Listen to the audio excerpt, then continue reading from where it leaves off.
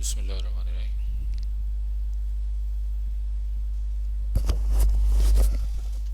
बिस्मिल्लाहिर्रहमानिर्रहीम। अस्सलाम वालेकुम। कैसे हैं आप लोग? खैरियत से हैं? अच्छा, आज की हम लोगों की अल्हम्दुलिल्लाह क्लास 3 स्टार्ट हो रही है। तो थोड़े से स्टूडेंट्स कनेक्ट हो जाएं, फिर हम लोग शुरू करते हैं।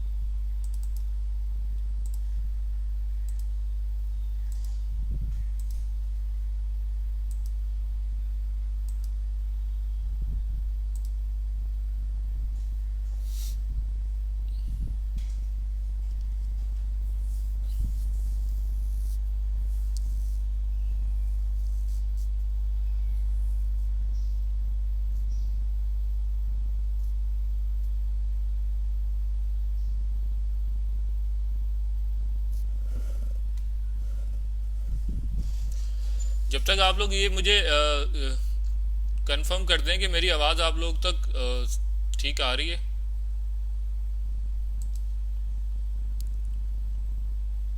कमेंट्स में आप लोग लिख दें ताकि फिर हम इसको कंटिन्यू करें। मरहम अली, हमजा अली, मिस्टर हमजा अली। यार आपको कर दिया मैंने एनरोल, आप दोबारा से चेक कर लो, ठीक है? आपको मैं कर चुका हूँ। लॉग आउट करके दोबारा लॉग इन करके चेक करो।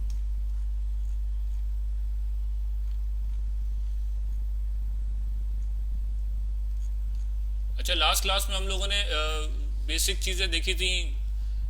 इंटरनेट, एक्स्ट्रानेट, ये सारी चीज़ें हम लोगों ने देखी थी। फिर हम लोगों ने स्केलेबिलिटी देखी थी, फॉल्ट टॉलरेंस देखी थी, ठीक है? सिक्योरिटी की बात की थी हम लोगों ने। तो आज हम लोग स्टार्ट करेंगे नए टॉपिक से। ये भी बेसिक में है, हु ओन द इंटरनेट, ठीक है? कि इंटरनेट, आप लोगों ने टर्म देखी होगी, इंटरनेट इंटरनेट। तो इंटरनेट बेसिकली कौन ऑन करता है, कौन इसको ऑन करता है, ठीक है? तो ये देखते हैं। एक्चुअली जो आपकी जो केबलिंग जो स्ट्रक्चर है, उसमें 90% जो स्ट्रक्चर है नेटवर्क का या इंटरनेट की अगर हम बात करें तो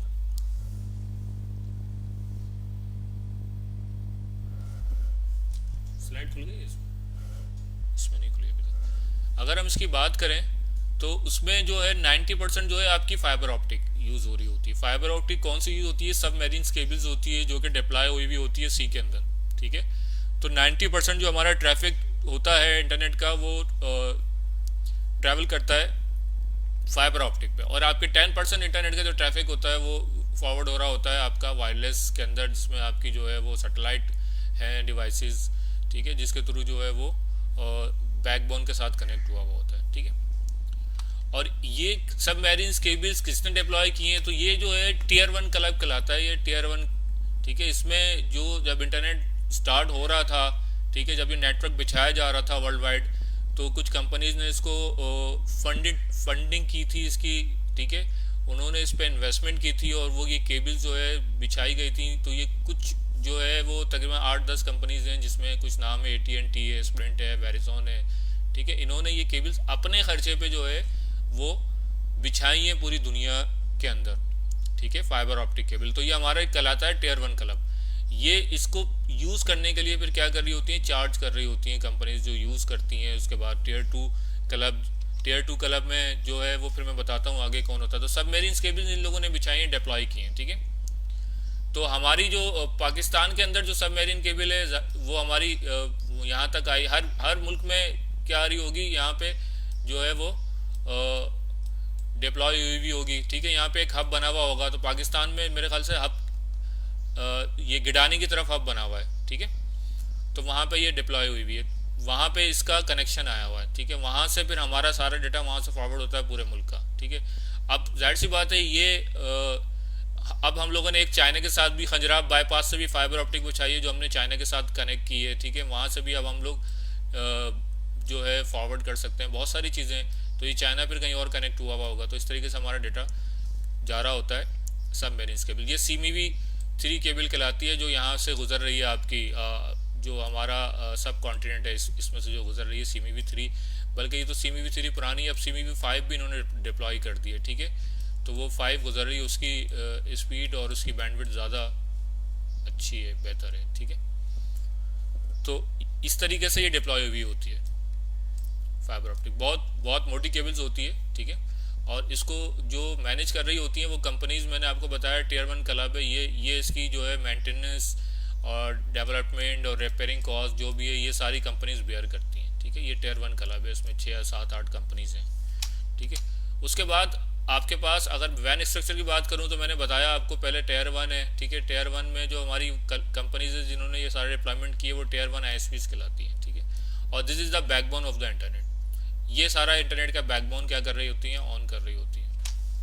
उसके बाद हमारी आ जाती हैं टियर 2 आईएसपीज। टियर 2 आईएसपीज कौन सी होती हैं? जिन्होंने डायरेक्ट कनेक्शन लिया हुआ होता है इन टियर 1 आईएसपीज के साथ, इन्होंने एक एमओयू साइन किया हुआ होगा और इसके थ्रू उन्होंने जो है वो इनको सर्विसेज दी हुई होंगी। जिस तरीके से अगर मैं पाकिस्तान की बात करूं तो पाकिस्तान में पीटीसीएल है जिन्होंने एमओयू साइन किया हुआ है, सही है, पीटीए या पीटीसीएल जो भी है, ठीक है। और इन्होंने एक जो है वो कनेक्शन लिया हुआ होगा किसी टियर 1 आईएसपी के साथ। तो ये इनको पे कर रहे होंगे, ऑब्वियसली बात है। और फिर इन्होंने आगे किसी और लोकल आईएसपी को दिया हुआ होगा जिसमें आपकी फॉर एग्जांपल जो है वो कोई भी हो सकती है, जायज़ हो सकती है या कोई और कंपनी हो सकती है। और ये भी हो सकता है टियर 1 आईएसपी से कोई लोकल आईएसपी डायरेक्ट भी कनेक्शन ले सकती है, ठीक है। लेकिन उसके लिए वो गवर्नमेंट से लाइसेंस लिया होगा और उनको पे कर रही होगी, ठीक है। जिस तरीके से आपकी ट्रांसफर कहते हैं कि भाई ये टियर 2 है, ये सही है, लेकिन ट्रांसफर जो है वो पीटीसीएल का भी जो है वो इंटर चेंज यूज़ कर रही होती है बैकअप के तौर पर, ठीक है। उनसे भी कनेक्शन लिया होता है इन्होंने, डायरेक्ट सैटेलाइट से भी लिया हुआ होता है, ठीक है। उसके बाद टियर 2 आईएसपीज के बाद हमारे पास आ जाती है टियर 3 आईएसपीज। टियर 3 आईएसपीज कौन सी होती है? मैंने आपको बताया लोकल आईएसपीज। लोकल आईएसपीज कोई केबल नेट वाला है, ठीक है, जिसने कनेक्शन लिया हुआ है पीटीसीएल से या ट्रांसफर से लिया हुआ है, ठीक है, या मोबिलिंक, जायज़ या कोई भी लोकल आईएसपीज हैं जो आपकी एग्जिस्ट करती हैं आपके सिटी में और उन्होंने टियर 2 आईएसपी से कनेक्शन लिया हुआ है, ठीक है। तो ये हमारी क्या कहलाती हैं? टियर 3 आईएसपीज। ये इनको पे करती हैं टियर 2 को आईएसपीज को। टियर 2 जो है टियर 1 को आईएसपीज को पे कर रहा होता है, ठीक है। क्या पे कर रहा होता है? वो जो आपका बैकबोन है इंटरनेट का, उसको यूज करने के लिए जो भी फीस होती है, जो भी इनके चार्जेस होती हैं वो पे करते हैं। और फिर ये लोकल आईएसपी से कौन ले लेता है? कंपनीज बाय करती हैं, ठीक है। कंपनीज हो सकती हैं, होम यूजर हो सकते हैं जो कि लोकल आईएसपी से कनेक्शन लेते हैं, ठीक है। और वो आप होते हो जो आप घर पे कनेक्शन लेते हो केबल नेट से या पीटीसीएल से, डायरेक्ट आप टियर 2 आईएसपी से भी लेते हो और आप लोकल आईएसपी से भी ले सकते हो, ठीक है। तो ये हमारा एक ओवरव्यू बनता है कि वैन स्ट्रक्चर आर्किटेक्चर जो है वो किस तरीके से काम कर रहा होता है, ठीक है। इसमें कोई क्वेश्चन हो तो पूछ लेना यार।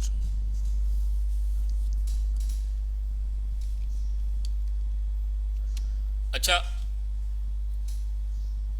हिरारिकल स्ट्रक्चर क्या है वैन आर्किटेक्चर में? इंटरनेट स्ट्रक्चर और network the domain name system, domain name system DNS, ठीक है, एक प्रोटोकॉल है। हम लोग इसको आगे डिटेल में थोड़ा सा पढ़ेंगे। Provide a hierarchical directory address, one server does not have to hold the entire list of the millions of address. तो होता ये है कि आपके पास जो है वो आईएसपीज ने कुछ सर्वर्स लगाए हुए होते हैं, ठीक है, डीएनएस सर्वर्स कहलाते हैं।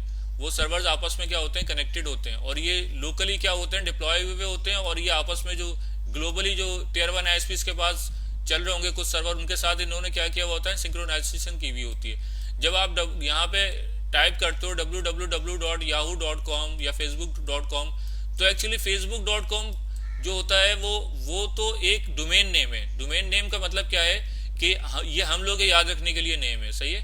लेकिन एक्चुअली इसके बैक पे क्या होता है? कोई ना कोई आईपी एड्रेस होता है। ये हम लोग डिटेल में पढ़ेंगे, अभी मैं जस्ट ओवरव्यू दे रहा हूँ, ठीक है। तो इसके बैक पे क्या होता है? एक आईपी होता है, कोई ना कोई आईपी होगा 10.1.1.1, ठीक है, या 100.1.1.1, तो ये जो आईपी है ये कौन रिजॉल्व करके लाएगा? ये आईपी रिजॉल्व करते हैं, ये डीएनएस आपके सर्वर्स पड़े हुए होते हैं, लोकल आईएसपी में लगाए हुए होते हैं। तो आपकी रिक्वेस्ट यहाँ पे नहीं जाती ग्लोबली, क्योंकि अगर यहाँ पे सबकी रिक्वेस्ट जाना शुरू हो जाए तो ऑब्वियसली ये नेटवर्क बैठ जाएगा। तो इन्होंने क्या किया होता है, हर थोड़ी देर के बाद क्या हो रहा होता है, यहाँ की कॉपी जो होती है वो सिंक्रोनाइज हो जाती है इसके पास, और यहीं से रिजॉल्व हो जाएगी आपकी क्यूरी। कि आपको फेसबुक पे जाना है तो ये क्या करेगा, आपको अपने सर्वर से क्या करेगा, आपको एड्रेस दे देगा और आपकी डायरेक्ट रिक्वेस्ट चली जाएगी जहां भी ये सर्वर डिप्लॉय हुआ होगा। तो इस तरीके से एक आर्किटेक्चर बनता है जिसमें आपका डोमेन नेम जो सर्विस होती है वो काम कर रही होती है। ठीक है, डीएनएस सर्वर्स डिप्लॉय हुए वो होते हैं। डीएनएस सर्वर काम किस तरीके से करता है, किस तरीके से क्यूरी रिजॉल्व होती है उसकी, ये हम लोग आगे देखेंगे। ठीक है,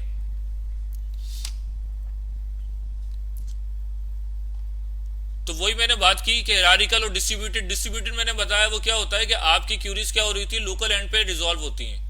ऐसा नहीं होता कि आपकी क्यूरी अगर यहाँ से आपने लिखा facebook.com तो यूएसए पे जो फेसबुक का सर्वर बना हुआ है वो वहां पे जाके रिजॉल्व, ऐसा नहीं होगा। ठीक है, वो आपके एंड पे जो है रिजॉल्व, कैशे मेमोरी होती है ना, जिस तरीके से कैश किया हुआ होता है इस तरीके से कैशे सर्वर्स होते हैं, उसमें क्या होते हैं, सारी डिटेल्स पड़ी हुई होती है जो बार बार यूजर क्या कर रहे होते हैं, रिक्वेस्ट कर रहे होते हैं, तो वो वहीं से रिजॉल्व होती है। ठीक है, और अगर वो वहां पे क्यूरी नहीं है, फॉर एग्जाम्पल आपने एक वेबसाइट का नाम लिख दिया, कभी आप गौर करें, आप लिख दें abc.com, ठीक है, या कोई भी आप फलाना ढिमकाना लिख दें, तो ये अगर ये आपके लोकल आईएसपी पे ये रिजॉल्व नहीं हो रही होगी, इसको ये डोमेन नेम नहीं मिल रहा होगा, तो फिर ये फॉरवर्ड करेगा इसको रूट सर्वर्स की तरफ। रूट सर्वर्स पे फिर ये देखेगा कि आया ये डोमेन नेम रजिस्टर हुआ या नहीं हुआ। अगर वहां पे भी ये नहीं होगा तो आपको आ जाएगा कि भाई ये जो है आपका एग्जिस्ट नहीं करता, लेकिन अगर वहां पे मौजूद होगा तो फिर वहां से रिजॉल्व हो जाएगा। तो इस तरीके से ये एक डिस्ट्रीब्यूटेड निज़ाम बनता है आपका, कि अगर जिसमें अगर एक आपके पास सर्वर फेल हो जाए तो कोई फर्क नहीं पड़ता। एक सर्वर अगर आपका फेल हो जाएगा तो आपकी क्यूरी ऑटोमेटिकली क्या हो जाएगी, दूसरे सर्वर पर रीडायरेक्ट हो जाती है। ठीक है, तो इनके पास अगर यहाँ पे लोकल आईएसपी ने क्या किया होगा, सिंक्रोनाइज किया होगा, तो तकरीबन एक से ज्यादा सर्वर के साथ सिंक्रोनाइजेशन हो रही होगी।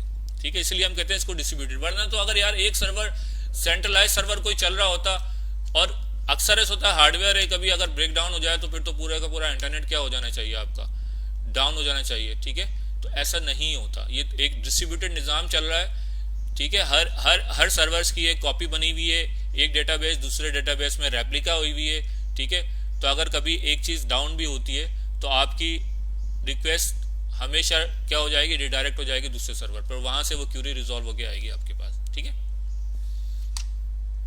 और ये आपस में पेयरिंग की तरह काम कर रहे होते हैं। मतलब पेयरिंग मैंने बताया कि एक डेटाबेस दूसरे डेटाबेस के साथ क्या होगी, शेयर हुई भी होगी। ठीक है, और लोकल आईएसपी भी हमेशा ऐसा होता है कि अब देखो मेरी बात सुनो, अब आपके पास आपने एक साइट खोली selaani-welfare.com फॉर एग्जाम्पल।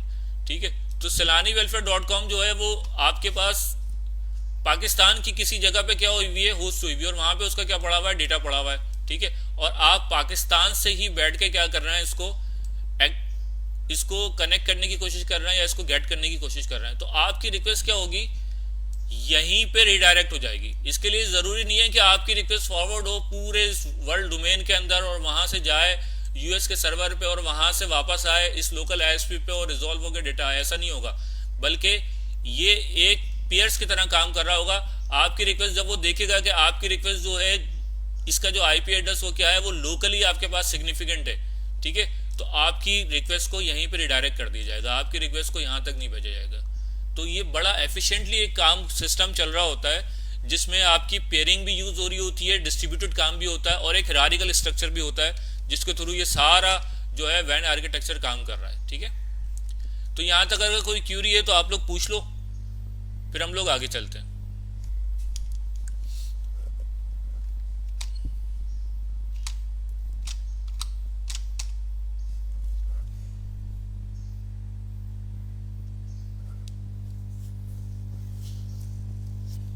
इसके बाद कुछ टर्म्स हम लोग देखेंगे। ठीक है, जो नॉर्मली हमारे नेटवर्क के अंदर यूज होती है, बहुत ज्यादा हम लोग सुन रहे होते हैं कि भाई बैंडविड्थ क्या है। ठीक है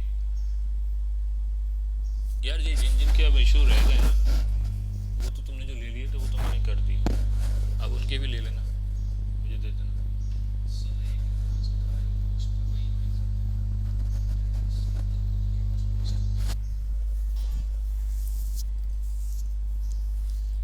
हसनैन रजा क्या कह रहे हो आप? अच्छा कर दिया, ठीक है। चलें आगे, क्लियर है यहाँ तक?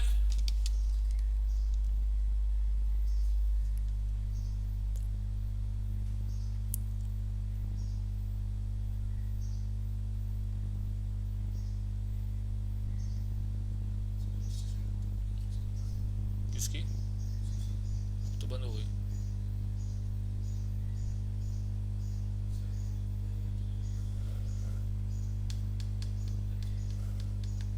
ग्रुप में थोड़ी है तो ऑलरेडी रजिस्टर हो।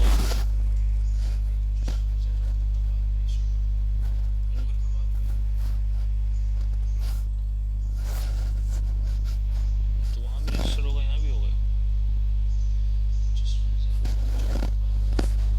तो वो तो उनका तो पहले खुल चुका है ना, रजिस्ट्रेशन सबकी हो चुकी है। ग्रुप में बाद में आया उससे कोई फर्क थोड़ी पड़ता है। उन्होंने वहाँ पे रजिस्ट्रेशन की तो वो खुल गई। ग्रुप बाद में ज्वाइन किया कोई फर्क नहीं पड़ता। उनके वहाँ पे नेटाकेट पे आ गया होगा, नेटाकेट पे रजिस्टर नहीं हुआ, यहाँ आ गए। तो कि मुझे तो डेटाबेस जो दिया है, अच्छा इनको एक्सेप्ट कर लिया करो जो ये रिक्वेस्ट दिया करें ना।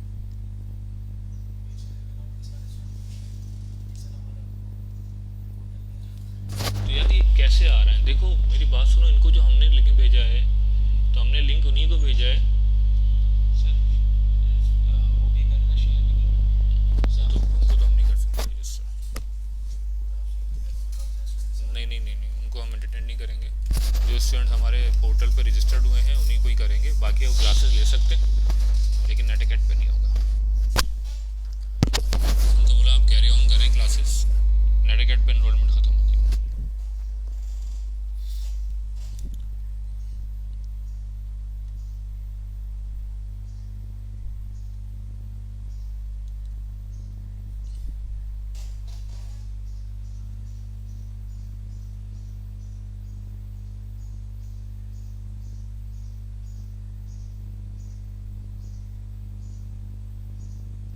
ठीक है कंटिन्यू करते हैं। अच्छा बैंडविड्थ, आप लोगों ने एक बहुत टर्म सुनी होगी कि यार बैंडविड्थ बैंडविड्थ बैंडविड्थ, इतनी बैंडविड्थ है। बैंडविड्थ बैंडविड्थ एक्चुअली क्या है? The amount of data can be transferred through a communication medium at a unit time is called bandwidth. ठीक है, कि मतलब जिस तरीके से इसकी एग्जांपल में लाइव एग्जांपल, आप जब आप स्पीड टेस्ट करते हैं तो आप देखते हैं यार मुझे कितनी बैंडविड्थ दी हुई है आईएसपी ने। ठीक है, तो एक्चुअली वो बैंडविड्थ क्या होती है?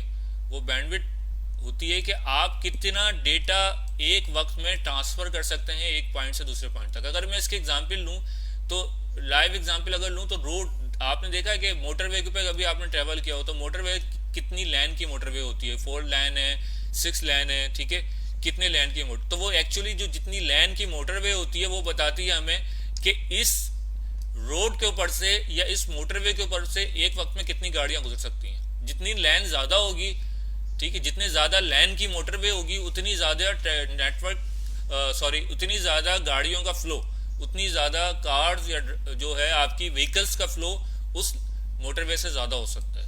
ठीक है, मेरी बात समझ रहे हो? इसी तरीके से आपका डेटा जब ट्रैवल करता है तो हम बैंडविड्थ यूज करते हैं कि उस बैंडविड्थ, जितनी ज्यादा बैंडविड्थ होगी उतना ज्यादा डेटा का फ्लो क्या हो सकेगा? ज्यादा हो सकेगा एक पर्टिकुलर टाइम के अंदर। ठीक है, तो ये कहलाती है हमारी बैंडविड्थ। या अगर आप एक पानी का पाइप लो तो पानी के पाइप को अगर मैं एग्जांपल लूं, पानी का पाइप का जो डायामीटर होता है वो क्या होता है? एक्चुअली वो बताता है कि 1/2 इंच है, 1 इंच है डायामीटर। तो जितना बड़ा डायामीटर होगा उतना ज्यादा पानी का फ्लो क्या हो सकेगा? उसके अंदर से ज्यादा हो सकेगा।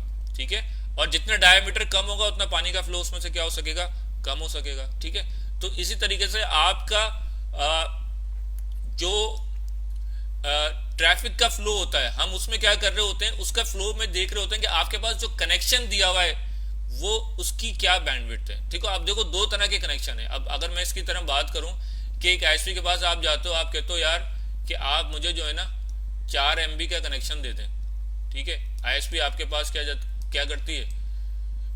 आपके पास कनेक्शन अपने पास से क्या करती है? आपके लिए बैंडविड्थ जो है वो क्या कर देगी? असाइन कर देगी कि भाई आपको बैंडविड्थ कितनी दे दी है उसने अपने पास से। वहां से आपने लॉजिकली उसने क्या किया? डिवाइड कर दिया कि आपको 4 MB से ज्यादा डेटा फ्लो नहीं कर सकेंगे एक वक्त में। ठीक है, लेकिन आपके पास एक्चुअल जो कनेक्शन था, आपके पास जो लिंक था वो 100 Mbps का था। आपके पास जो पाइप था मैं कह सकता हूँ पानी का, वो क्या था 100 Mbps, लेकिन आपको बैंडविड्थ कितनी मिली हुई है, या हम कह सकते हैं स्पीड, स्पीड कितनी मिली हुई है आपको, 4 Mbps की स्पीड है आपके पास, ठीक है।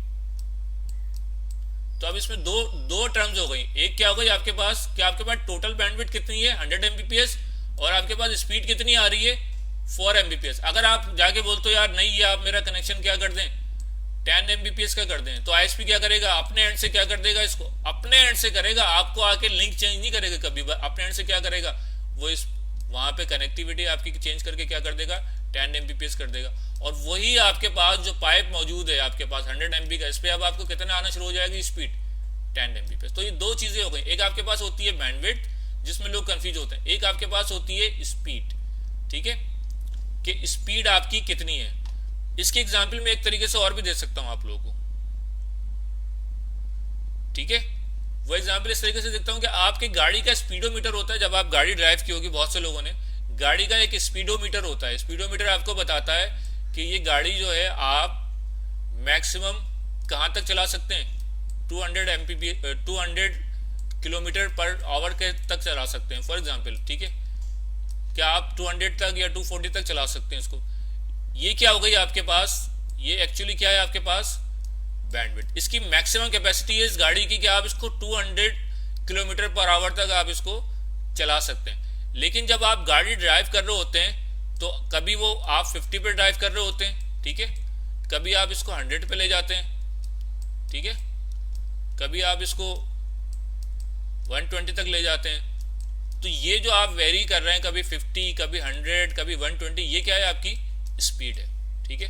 करंट जो डेटा फ्लो हो रहा है उसके अंदर से वो आपका क्या कहलाएगा स्पीड, और जो टोटल डेटा जो उसमें से जा सकता है वो क्या है आपकी बैंडविड्थ, ठीक है। तो ये फर्क है आपकी स्पीड और बैंडविड्थ में। आपके अगर एनालॉग होगा सिग्नल सिस्टम तो जो आप जो है बैंडविड्थ कैलकुलेट कर रहे होते हैं हर्ट्ज के अंदर, ठीक है, और अगर आपका डिजिटल सिग्नल सिस्टम है तो आप इसके अंदर बिट पर सेकंड, ठीक है, बिट पर सेकंड, किलो बिट पर सेकंड, मेगा बिट पर सेकंड, ये इसकी जो है वो क्या है नापने के लिए, बैंडविड्थ नापने के लिए इसकी कहना चाहिए कि फ्रीक्वेंसी है, इसकी क्या कहेंगे इसको, नहीं फॉर्मूला नहीं है मेरे जहन से निकल गया, बहरहाल भाई मतलब मेजरमेंट है ना कि आप किस तरीके से मेजर करते हैं। जैसे दूध लेने के लिए जाते हैं तो आप कहते हैं भाई मुझे 1 लीटर दूध दे दो, तो वो जो लीटर है एक्चुअली वो मेजर कर रहे होते हैं कि भाई ये मेरा स्टैंडर्ड है, ठीक है। तो इसी तरीके से इसको जो नापा जाता है, अगर मैं एनालॉग की बात करूं तो वो हर्ट्ज में नापते हैं, और अगर डिजिटल फॉर्मेट की बात करें तो हम बिट पर सेकंड के अंदर इसको कैलकुलेट कर रहे होते हैं, ठीक है। तो आई होप कि ये बैंडविड्थ और स्पीड आपको क्लियर होगी, ठीक है। एक चीज आपके पास टर्म यूज होती है थ्रूपुट, ठीक है। थ्रूपुट क्या है, तो throughput is the amount of data move successfully from one place to another in a given time period. अब मेरे पास एक नेटवर्क है, ठीक है, यहां से यहां तक मुझे डेटा फॉरवर्ड करना है। फॉर एग्जाम्पल मेरी क्या है बैंडविड्थ इस वक्त क्या है 100 Mbps। तो क्या मैं 100 Mbps तक इसको डेटा को ट्रांसफर कर सकता हूं, ठीक है। अगर मैं आइडियली बात करूं तो यस, ठीक है, या थ्योरेटिकल बात करूं तो यस, क्योंकि अगर मेरे पास बैंडविड्थ 100 MB की है तो मैं इसके अंदर से 100 Mbps तक का डेटा ट्रांसफर कर सकता हूं। लेकिन अगर मैं प्रैक्टिकली बात करूं तो प्रैक्टिकली मैं इसके अंदर से 100 Mbps का डेटा ट्रांसफर नहीं कर सकता। क्यों नहीं कर सकता, क्योंकि मेरे पास इसमें बहुत सारी चीजें इन्वॉल्व होती हैं डेटा की कम्युनिकेशन में। ये पीसीस की अपनी प्रोसेसिंग पावर यूज हो रही होगी कि डेटा को क्या कर रहा होगा डिजिटल फॉर्मेट में कन्वर्ट कर रहा होगा, फिर यहाँ पे कुछ इंटरमीडिएट डिवाइसेस लगी होंगी जहाँ पे हर एंड पे क्या हो रहा होगा डेटा प्रोसेस हो रहा होगा और फॉरवर्ड कर रहा होगा, तो यहाँ पे भी कई मिली सेकंड का टाइम लग रहा होगा, यहाँ भी मिली सेकंड का टाइम लग रहा होगा। तो अगर मैं यहाँ 100 Mbps के हिसाब से डेटा को फॉरवर्ड करने की कोशिश करूंगा तो हो सकता है मुझे 70 Mbps तक, ठीक है, या हो सकता है मुझे 80 Mbps तक, या हो सकता है बहुत अच्छा अगर मेरा नेटवर्क है तो 90 Mbps तक डेटा जा रहा होगा, ठीक है। कभी भी मैं 100 Mbps तक प्रैक्टिकली डेटा को अचीव नहीं कर सकता। तो एक्चुअली थ्रूपुट क्या होता है कि आपका डेटा सक्सेसफुली कितना एक वक्त में एक एंड से दूसरे एंड तक जा सकता है। तो जितना ज्यादा आपका डेटा सक्सेसफुली ट्रैवल कर सकेगा वो ही क्या होगा बेस्ट उसका आपके नेटवर्क होगा, ठीक है, जिसकी थ्रूपुट सबसे ज्यादा होगी। वही मैंने गाड़ी के एग्जाम्पल के लिए, गाड़ी में क्या है आपका एक स्पीडोमीटर है, ठीक है। तो स्पीडोमीटर में क्या लिखा हुआ है कि भाई ये जो है आपकी 200 एमबीपीएस क्या है, 200 किलोमीटर पर आवर जो है आपकी क्या है बैंडविड्थ है, मतलब टोटल आप इसको गाड़ी को यहाँ तक चला सकते हो। लेकिन आप क्या कभी 200 किलोमीटर पर आवर तक गाड़ी चलाते हो? चला के देख लेना कभी। सही है, कुछ देर तो चलेगी, उसके बाद गाड़ी के जो है ना सारे पार्ट्स वार्ट्स इतनी हीटअप हो जाएगी कि वो गाड़ी आउट ऑफ कंट्रोल हो जाएगी आपसे, ठीक है। हाँ, यूनिट, ठीक है, यूनिट कहलाता है। स्टैंडर्ड जो हम कहते हैं उसको यूनिट कहते हैं, ठीक है, या मेजर करने के लिए जो यूनिट होता है, ठीक है।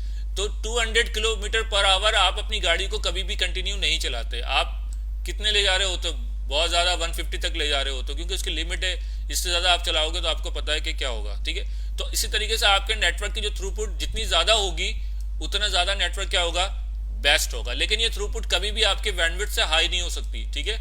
ये हमेशा आपकी बैंडविड्थ से कम होगी। अगर आपकी बैंडविड्थ 100 एमबीपीएस है तो थ्रूपुट 101 नहीं हो सकती या 105 नहीं हो सकती, थ्रूपुट उससे कम ही होगी हमेशा, ठीक है। क्योंकि मैंने आपको बताया कि इसके अंदर बहुत सारे रीजंस होते हैं। डिवाइसेस में प्रोसेसिंग लग रही होती है, उसमें टाइम कैलकुलेट हो रहा होता है, फिर आपका जो मीडिया होता है इसमें जो डेटा का फ्लो होता है वहाँ भी आपके मिली सेकेंड या सेकंड्स के अंदर आपके डिले आ रहे होते हैं, ठीक है। फिर किसी डिवाइसेस पे कोई क्यू लगी हुई है तो वहाँ पे बॉटल नेक क्रिएट हुआ हुआ है, तो वहाँ भी जो है वो टाइम लग रहा होता है, ठीक है। तो थ्रूपुट हमेशा क्या होगी, आपकी बैंडविड्थ से कम होगी। लेकिन जितनी ज़्यादा थ्रूपुट होगी आपके नेटवर्क की उतना ही ज़्यादा आपका बेस्ट नेटवर्क होगा, ठीक है। पता लगे आपने 100 एमबीपीएस की सारी डिवाइसेस लगाई हुई हैं लेकिन डेटा आपका 30 एमबीपीएस से ज़्यादा जा ही नहीं रहा। अब क्यों नहीं जा रहा, थ्रूपुट इससे ज़्यादा क्यों नहीं आ रही? तो उसकी बहुत सारी रीजंस होती हैं। वो रीजंस आपको आइडेंटिफाई करनी पड़ती हैं नेटवर्क के अंदर कि कहाँ पे आपका डेटा जाके चौक हो रहा है, ठीक है। यहाँ तक क्लियर है? तो फिर आगे चलते हैं। कोई क्वेश्चन है तो पूछ लो यार।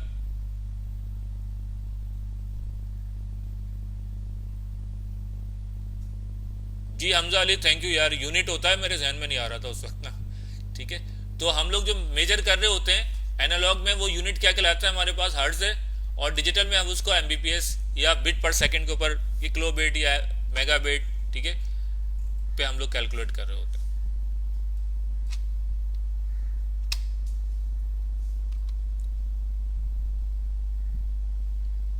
यहां तक क्लियर है? आगे चलें।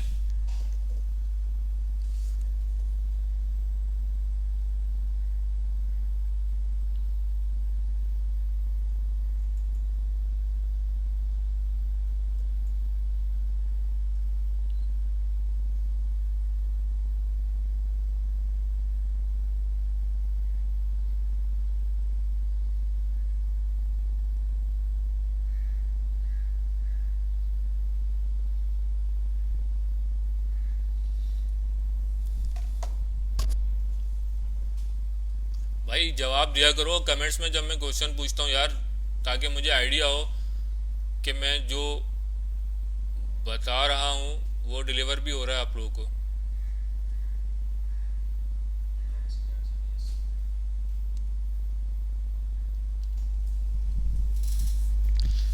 ठीक है, क्लियर है। कोई क्वेश्चन नहीं है किसी को?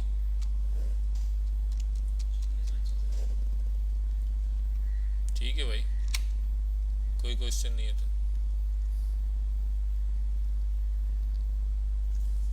ठीक है। एक चीज आपके पास होती है लेटेंसी, लेटेंसी इसको कह रहे होते हैं कि नेटवर्क के अंदर आपने देखा होगा कि यार लेटेंसी है, लेटेंसी है, ठीक है। Latency it is an expression of how much time it takes for a packet data to get from one designated point to another. अब एक पॉइंट से दूसरे पॉइंट तक मैंने डेटा को ट्रांसफर करना है, ठीक है। तो इस एंड पॉइंट से लेके इस एंड पॉइंट तक जो डेटा ट्रांसफर हो रहा है कितना टाइम लग रहा है, ठीक है, कितना टाइम लग रहा है, कितना डिले आ रहा है, ठीक है, ये मेरा क्या कहलाती है लेटेंसी। अगर ये टाइम ज़्यादा है, ठीक है, तो मेरा क्या कहलाएगा लॉन्ग डिले और लेटेंसी क्या हो जाएगी हाई।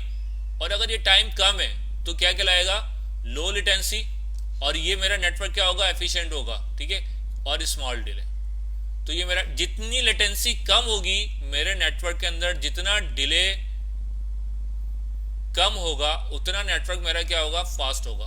अब ये डिले आता क्यों है? डिले आने की बहुत सारे रीजंस होते हैं। वो रीजंस क्या है या तो हो सकता है कि मेरा जो मीडिया है यहाँ पे इंटरमीडिएट डिवाइसेस हो, यहाँ मैंने 100 Mbps लगाया हो, लेकिन यहाँ पे किसी जगह पे एक डिवाइस लगी हुई हो जो कि जो है वो यहाँ पे 1.5 kbps पे काम कर रही हो, ठीक है, तो यहाँ पे बोटल नेक क्रिएट हो रहा है। या यहाँ पे इंटरमीडिएट डिवाइसेस कोई बहुत पुरानी स्लो डिवाइसेस लगी हुई है जो डेटा जो है वो 5000 पर पैकेट से ज़्यादा आगे फॉरवर्ड ही नहीं कर सकती, प्रोसेस ही नहीं कर सकती, तो वहाँ पे डिले आ रहा होगा। या किसी डिवाइस के अंदर कुछ इश्यूज होंगे जिसकी वजह से वो डिवाइस जो है मेल फंक्शनिंग कर रही होगी, तो वहाँ पे डिले आ रहा होगा। बहरहाल जिस भी वजह से आपका डिले आ रहा है एक पॉइंट से दूसरे पॉइंट तक आपका डेटा फॉरवर्ड करने में, चाहे वो मीडिया की वजह से आ रहा है, चाहे डिवाइस की वजह से आ रहा है, या नॉइसेज हैं या क्या है आपके मीडिया में, ठीक है, उसकी वजह से आपका नेटवर्क क्या हो जाएगा, स्लो हो जाएगा, आपके डिलेज हाई हो जाएंगे, लेटेंसी हाई हो जाएगी,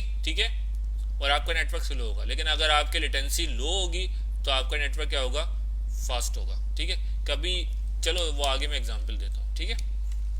तो लेटेंसी क्या है आपकी, the latency is expression of how much time it takes for a packet of data to get from one point to another, ठीक है। तो कितना एक पॉइंट से दूसरे पॉइंट तक डेटा को फॉरवर्ड होने में कितना टाइम लगता है, वो टाइम जितना कम होगा उतनी लेटेंसी मेरी लो होगी और नेटवर्क क्या होगा मेरा, फास्ट होगा, ठीक है। एक आपके पास है attenuation.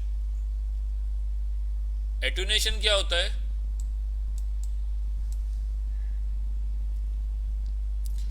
when a signal travels through a medium it loss energy overcoming the resistance of the medium, ठीक है। अगर मैं यहाँ पे बैठा हूँ, ठीक है, और यहाँ पे जो है मेरा एक दोस्त भी बैठा हुआ हो और हम आपस में बात कर रहे हो एक कमरे में, ठीक है, तो कम्युनिकेशन हो रही होगी आराम से। मीडियम कौन सा यूज हो रहा है, एयर। लेकिन अगर ये दोस्त उठ के चला जाए किसी और कमरे के अंदर बराबर में और वहां से अब अगर बात करना शुरू करेगा तो क्या इसकी आवाज मुझ तक पहुंच सकेगी, नहीं पहुंच सकेगी। क्यों, क्योंकि ये एयर जो है ये एक सर्टेन टाइम सर्टेन डिस्टेंस तक ही क्या कर सकेगी, इस जो मेरे वॉइस के पैकेट्स हैं इसको फॉरवर्ड कर सकेगी। उसके बाद क्या हो जाएगा, ये सिग्नल्स मेरे क्या होने शुरू हो जाएंगे, आवाज क्या होनी शुरू हो जाएगी। हाँ, नॉइज की वजह से भी बैंडविड्थ में फर्क पड़ता है। वो नॉइज आगे असल में एक टॉपिक अलग से है तो मैंने इस वजह से उसको नहीं छेड़ा था, मैं क्लियर कर दूंगा, ठीक है। तो यहाँ पे क्या हो जाएगा, ये मेरी क्या हो जाएंगे, सिग्नल्स डाउन हो जाएंगे, वीक हो जाएंगे सिग्नल, जब मेरी एनर्जी जो है वो आवाज की वो क्या हो जाएगी, लॉस होनी शुरू हो जाएगी। तो उसके लिए फिर मुझे क्या करना पड़ेगा, मुझे कोई स्पीकर या एम्पलीफायर लगाना पड़ेगा जो इसको फिर क्या कर दे, रीजनरेट करके आगे तक पहुंचा सके, ठीक है। तो यही आपके मीडियम, जब आपका डेटा ट्रैवल कर रहा होता है किसी भी मीडियम में, तो वहां भी क्या होता है, उस डिवाइस या उस मीडियम की एक पर्टिकुलर रेजिस्टेंस होती है, एक लिमिट होती है कि भाई ये जो केबल है या ये जो डिवाइस है ये इतने 100 मीटर तक काम कर सकती है। 100 मीटर के बाद आपके डेटा क्या होना शुरू हो जाएगा, उसकी एनर्जी क्या होनी शुरू हो जाएगी, लॉस होनी शुरू हो जाएगी। तो वहां पे आपको क्या लगाना पड़ता है, एम्पलीफायर लगाना पड़ता है। एम्पलीफायर क्या करता है कि जो वो आपके सिग्नल्स को क्या कर देता है, रीजनरेट कर देता है, ठीक है। तो वो जो पॉइंट जहां पे जाके आपके सिग्नल्स क्या होने शुरू हो जाएं, डाउन होना शुरू हो जाएं, तो उस पॉइंट को हम लोग क्या कहते हैं, एट्यूनेटेड पॉइंट कहते हैं, और इसको क्या कहते हैं, एट्यूनेशन कहते हैं। जहां पे एट्यूनेशन अगर होगी वहां पे आपको एम्पलीफायर लगाना पड़ेगा या उसको सिग्नल्स को रीजनरेट करने के लिए कोई डिवाइस लगानी पड़ेगी, ठीक है। तो हर जो भी मीडियम है उसकी एक लिमिट होती है। अगर मैं फाइबर ऑप्टिक की बात करूं तो फाइबर ऑप्टिक अगर मैं कहता हूँ 2 किलोमीटर तक जो है वो क्या करे, आपको सपोर्ट करती है। 2 किलोमीटर के बाद आपको यहाँ पे रिपीटर्स लगाने पड़ते हैं जो कि सिग्नल्स को क्या करते हैं, रिपीट करते हैं। लेकिन अगर मैं cables normal optic copper cable की बात करूँ तो कॉपर केबल की लिमिट होती है 100 मीटर। 100 मीटर के बाद आपको स्विच या हब लगाना पड़ेगा जो कि डिवाइस को क्या करता है, आपके डेटा सिग्नल्स को क्या करता है, रीजनरेट कर देता है, एम्पलीफाई कर देता है, और फिर आगे मजीद 100 मीटर तक आप उसको खींच सकते हैं। वो देखा होगा केबल नेट, आप लोगों के घरों पे केबल नेट आ रहा होगा ना, तो वो खंभों पे उन्होंने क्या लगाए हुए होते हैं, स्विच लगाए हुए होते हैं, वो स्विच से कनेक्शन दे रहे होते हैं। तो वो स्विच क्यों लगाए होते हैं, वो डायरेक्ट अपने पास से केबल आपके पास क्यों नहीं खींचता, उसकी रीजन है एक रीज़न तो ये कि भाई वो केबल बचाने की वजह से होता है, दूसरा रीज़न क्या होता है कि हर 100 मीटर के बाद वहाँ पे क्या हो जाती है, सिग्नल्स डाउन हो जाते हैं, क्योंकि कॉपर केबल यूज़ करते हैं। कॉपर केबल की लिमिट ही 100 मीटर है, 100 मीटर के बाद आपको स्विच लगाना पड़ेगा या हब लगाना पड़ेगा, सही है। तो वो फिर क्या करेगा, फिर 100 मीटर के लिए तो वो हर थोड़ी डिस्टेंस के बाद वो उन्होंने खंभों पे क्या लगाए होते हैं, हब या स्विच लगाए होते हैं, जो कि आगे सिग्नल्स को क्या कर रहे होते हैं, रीजनरेट कर रहे होते हैं। वो किसकी वजह से कर रहे होते हैं, एटोनेशन क्रिएट हो जाती है वहाँ पे, ठीक है, सिग्नल्स आपके लॉस होने शुरू हो जाते हैं। अगर वो नहीं लगाएंगे तो फिर आपकी सिग्नल्स आपको नहीं मिलेंगे।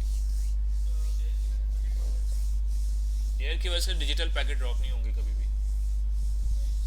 वायरलेस के सिग्नल्स ड्रॉप होंगे। आपके घर में देखो, आपने वो वाईफाई का राउटर लगाया हुआ होता है, आपको पता है ना, उस वाईफाई का राउटर जो भी कंपनी के लगाया होगा उसकी एक रेंज लिखी होती है उन्होंने कि 10 मीटर या 30 मीटर। अब वो 30 मीटर के बाद अगर आप मोबाइल 30 मीटर की उस रेंज से अगर आप बाहर निकल जाएं तो आपके मोबाइल पर वाईफाई के सिग्नल्स क्या होने शुरू हो जाते हैं, कम होने शुरू हो जाते हैं। उसकी वजह क्या है, क्योंकि वो रेंज ही उसकी कितनी है, 30 मीटर। उस पर लिखा हुआ है कि उसके अंदर जो उन्होंने सिग्नल, वो जो एंटीना लगाया हुआ है उसकी जो डीबी है, ठीक है, इसको जो कैलकुलेट करते हैं वो डेसिबल, इसका यूनिट डेसिबल है। वो कितने डीबी का है, 5 डीबी का एंटीना लगा हुआ है या 10 डीबी का लगा हुआ है, ठीक है, या 15 डीबी का लगा हुआ है। तो जब भी आप परचेज करें तो आप देखेंगे इसमें एंटीना कितने डीबी का लगा हुआ है। जितने डीबी का एंटीना, ज़्यादा डीबी का एंटीना लगा होगा, उतनी उसकी जो सिग्नल्स की जो रेंज होगी वो ज़्यादा होगी, ठीक है। तो अब आपके 10 मीटर है अगर उसकी रेंज, तो 10 मीटर के बाद आपका सिग्नल्स क्या होने शुरू हो जाते हैं, वीक होने शुरू हो जाते हैं। तो वहाँ पे फिर आप क्या करते हैं, एक एक्सटेंडर लगा देते हैं, या एक और वाईफाई से राउटर लगा के, रिपीटर लगा के फिर आप उसको आगे फॉरवर्ड कर देते हैं, ठीक है। तो वहाँ वो भी एक एग्जाम्पल है एटोनेशन की, क्योंकि वो जो राउटर है उसमें जो सिग्नल्स ट्रैवल करते हैं वो हमारे एयर को एज अ मीडियम यूज़ कर रहे होते हैं, ठीक है। तो फिर वो जितनी उसकी लिमिटेशन होगी, क्योंकि वो एनालॉग सिग्नल्स होते हैं, तो वो एक पर्टिकुलर टाइम पर जाके उसकी फ्रिक्वेंसी क्या होनी शुरू हो जाती है, डाउन, और वो फिर आपके मोबाइल में फिर वो सिग्नल्स नहीं आ रहे होते, तो आप इंटरनेट या जो भी आप चलाना चाह रहे होते हैं वो नहीं चल रहा होता। वो किसकी वजह से, इस एटोनेशन की वजह से हो रहा होता है, ठीक है। ये भी एक एग्जांपल है इसकी। चले आगे, यहाँ तक क्लियर है।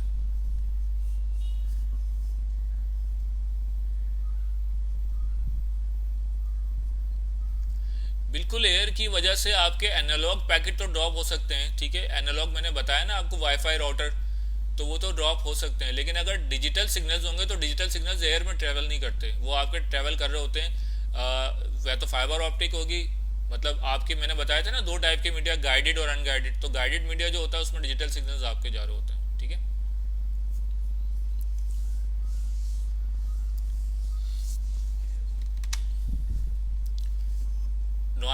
नॉइस क्या होगा, noise is a variation of voltage which has entered the communication system and which is undesired और नॉट रिक्वायर्ड, ठीक है। अगर अभी मैं यहाँ से आपको क्या कर रहा हूँ, लाइव टेलीकास्ट कर रहा हूँ इस वक्त, और अगर मैं यहाँ पे मेरे जो मैं बोल रहा हूँ वो एक डिजिटल फॉर्मेट में, ये माइक लगा हुआ है, माइक से जो है मेरा जो वॉइस है वो कन्वर्ट हो रही है डिजिटल, और ये जो सीपीयू लगा हुआ होगा वो क्या कर रहा होगा, उसको प्रोसेस करके डिजिटल पैकेट्स में कन्वर्ट कर रहा होगा और ये फॉरवर्ड कर देगा आपको। और आपका जो पीसी है वो जब रिसीव करता होगा तो वो डिजिटल पैकेट्स को वो क्या करता होगा, दोबारा से कन्वर्ट करता होगा एनालॉग में, और आपके पास हेडफोन या स्पीकर जो भी लगा होगा वो वहाँ तक चला जाता होगा। और यहाँ पे जो कैमरा लगा हुआ है ये भी यही काम कर रहा है, ठीक है। तो कैमरे की वीडियो भी आपको मिल रही है, ठीक है। लेकिन अब क्या होगा, अगर मैं यहाँ पे अपने साथ एक फैन लगा दूं, ठीक है, बड़ा सा फैन लगा दूं और चला दूं उसको, तो ये जो वॉइस होगी उस वॉइस के साथ क्या होगा, वो फैन की जो आवाज़ जो गरगर गरगर होगी ना, वो भी क्या हो जाएगी, इस मेरे सिग्नल्स के साथ क्या हो जाएगी, कनेक्ट हो जाएगी या ऐड हो जाएगी उस सिग्नल्स के साथ या उस डेटा के साथ ऐड हो जाएगी। और जब वो प्रोसेस होंगे डिजिटल पैकेट में जाएंगे तो उसके साथ वो नॉइज भी क्या हो जाएगी, फॉरवर्ड हो जाएगी। तो जब आपको रिसीव होगा वो डेटा स्पीकर में, तो मेरी आवाज़ के साथ क्या आ रहा होगा, आपको शोर आ रहा होगा फैन का, और आपको सही तरीके से समझ नहीं आएगी मेरी आवाज़। तो नॉइस जो होते हैं एक्चुअली ये क्या करते हैं, आपका जो एक्चुअल जो सिग्नल्स होते हैं या एक्चुअल जो डेटा होता है उसके साथ क्या हो जाते हैं, ये इंटीग्रेट हो जाते हैं, ठीक है, और इसके साथ ये ट्रांसमिट हो जाते हैं। और रिसीविंग एंड पे जब इसको आप जो है वो रिसीव करते हैं तो उसके साथ आपको नॉइज भी मिल रही होती है, ठीक है। या मैं इसकी एग्जांपल दूं कि आपके घर की अगर टेलीफोन की लैंडलाइन होती है, कभी लैंडलाइन के ऊपर अगर आपने टेलीफोन, जो हम लोग डीएसएल कहते हैं जिसको, ब्रॉडबैंड, ठीक है, तो वो आपकी लैंडलाइन के ऊपर टेलीफोन लाइन पे आ रही होती है, तो टेलीफोन लाइन में बाज दफ़ा ऐसा होता है कि नॉइस आ रही होती है। वो नॉइस एक और वजह से आ रही होती है जिसको हम लोग कहते हैं डिस्टॉर्शन, ठीक है।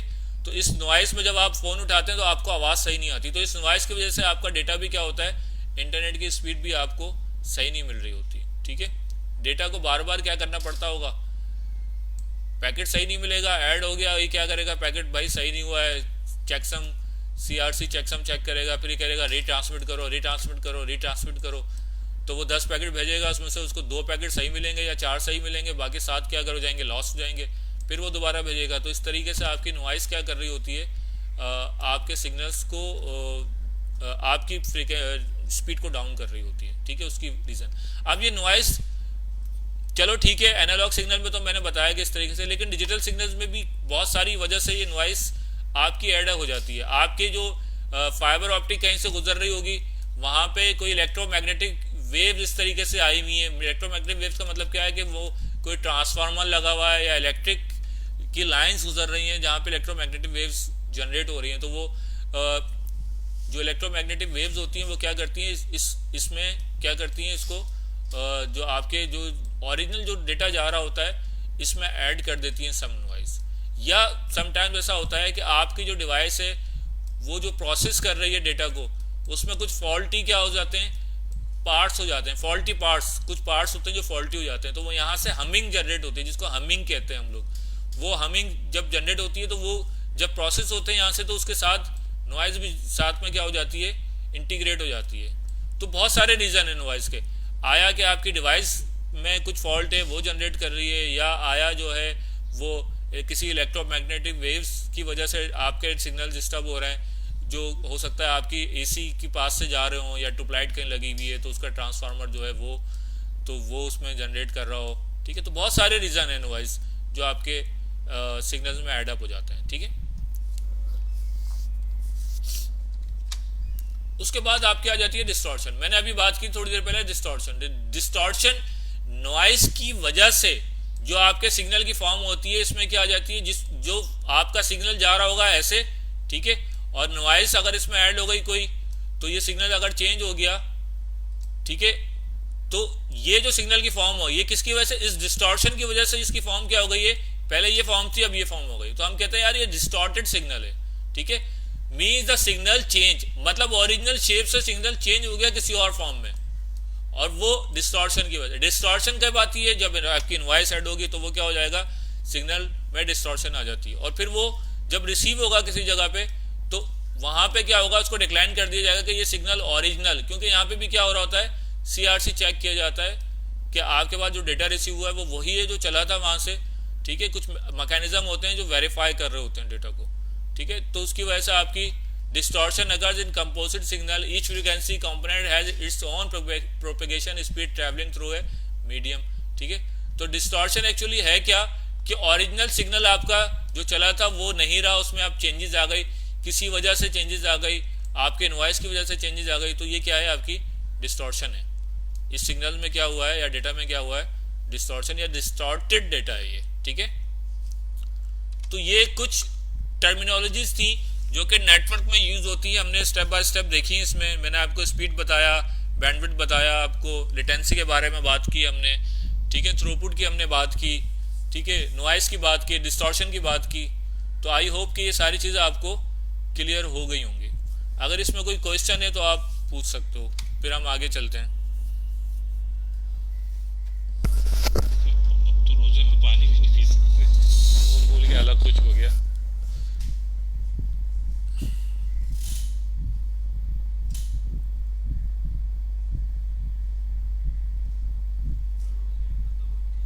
हाँ, जब भी तो रखी 2 घंटे की।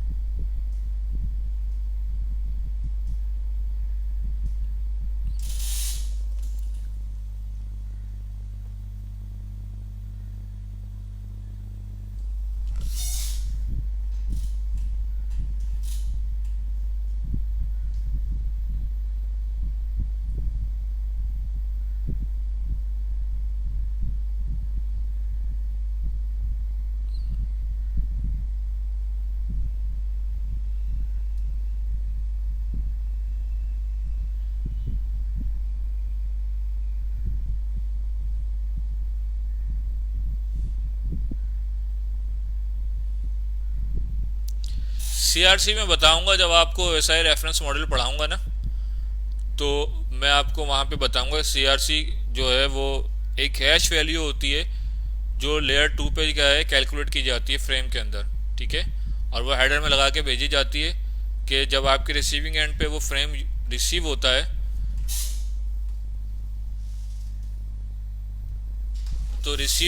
तो फिर वहाँ पे वो हैश वैल्यू दोबारा से कैलकुलेट की जाती है और देखा जाता है कि ये हैश वैल्यू उस फ्रेम के अंदर कि जो फ्रेम यूज हुआ है इसका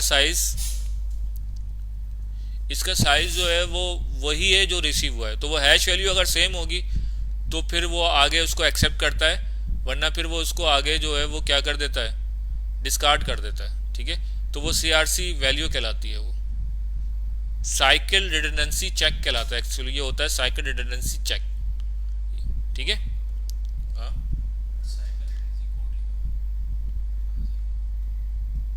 कोड पढ़ा होगा यार किसी बुक में, मैंने जिस बुक में पढ़ा था उसमें तो साइकिल रिडंडेंसी चेक लिखा हुआ था, ठीक है। तो गूगल कर लेना, मेरे ख्याल से साइकिल रिडंडेंसी चेक ही होता है। कोड मैंने कहीं किसी बुक में पढ़ा नहीं, लेकिन हो सकता है ऑथर ने किसी जगह पे लिखा हो तो उसको कोड लिख दिया हो, क्योंकि ये चेकसम वैल्यू होती है तो इसलिए हम इसको सीआरसी चेकसम कहते हैं।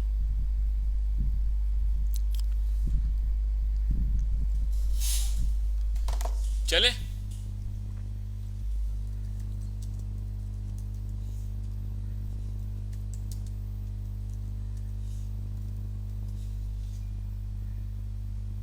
चेक ही होता है यार, साइकिल रिडंडेंसी चेक है।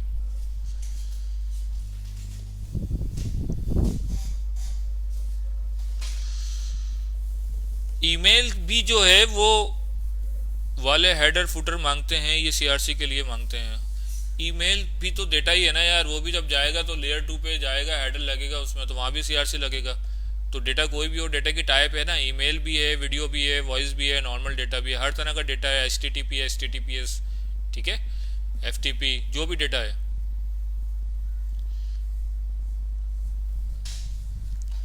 ठीक है। अच्छा, उसके बाद एक टर्मिनोलॉजी यूज होती है हमारे पास, कंजेशन और बॉटलनेक, ठीक है। बॉटलनेक हम लोग कहते हैं ना कि बॉटलनेक हो गया, कंजेशन हो गया, वो एक्चुअली होता क्या है, अगर मैं नेटवर्क की बात करूं या कम्युनिकेशन की बात करूं, अगर एक गाड़ी है, अगर शारा फैसल पे आप लोगों ने देखा होगा ना कि कराची की बात कर रहा हूं मैं, ठीक है। तो जब छुट्टी का टाइम होता है तो वहां पे क्या होता है, उसकी अगर बैंडविड्थ है रोड की, अगर रोड की कैपेसिटी है कि भाई 500 गाड़ियां इधर से गुजर सकती हैं, ठीक है, लेकिन अगर एक साथ 1000 गाड़ियां आ जाएं उधर या 2000 गाड़ियां आ जाएं, जो कि अक्सर ऐसा होता है, ऑफिस टाइम खत्म होता है तो एकदम से गाड़ियों का फ्लो बहुत ज़्यादा बढ़ जाता है, तो वो वहाँ पे क्या क्रिएट हो जाता है, बोटल नेक क्रिएट हो जाता है। वहाँ पे फिर क्या हो जाता है, डेटा का फ्लो या गाड़ियों का फ्लो क्या हो जाता है, स्लो हो जाता है, और फिर सब सारे स्लो क्यू बना के स्लो गुजर रहे होते हैं, ठीक है।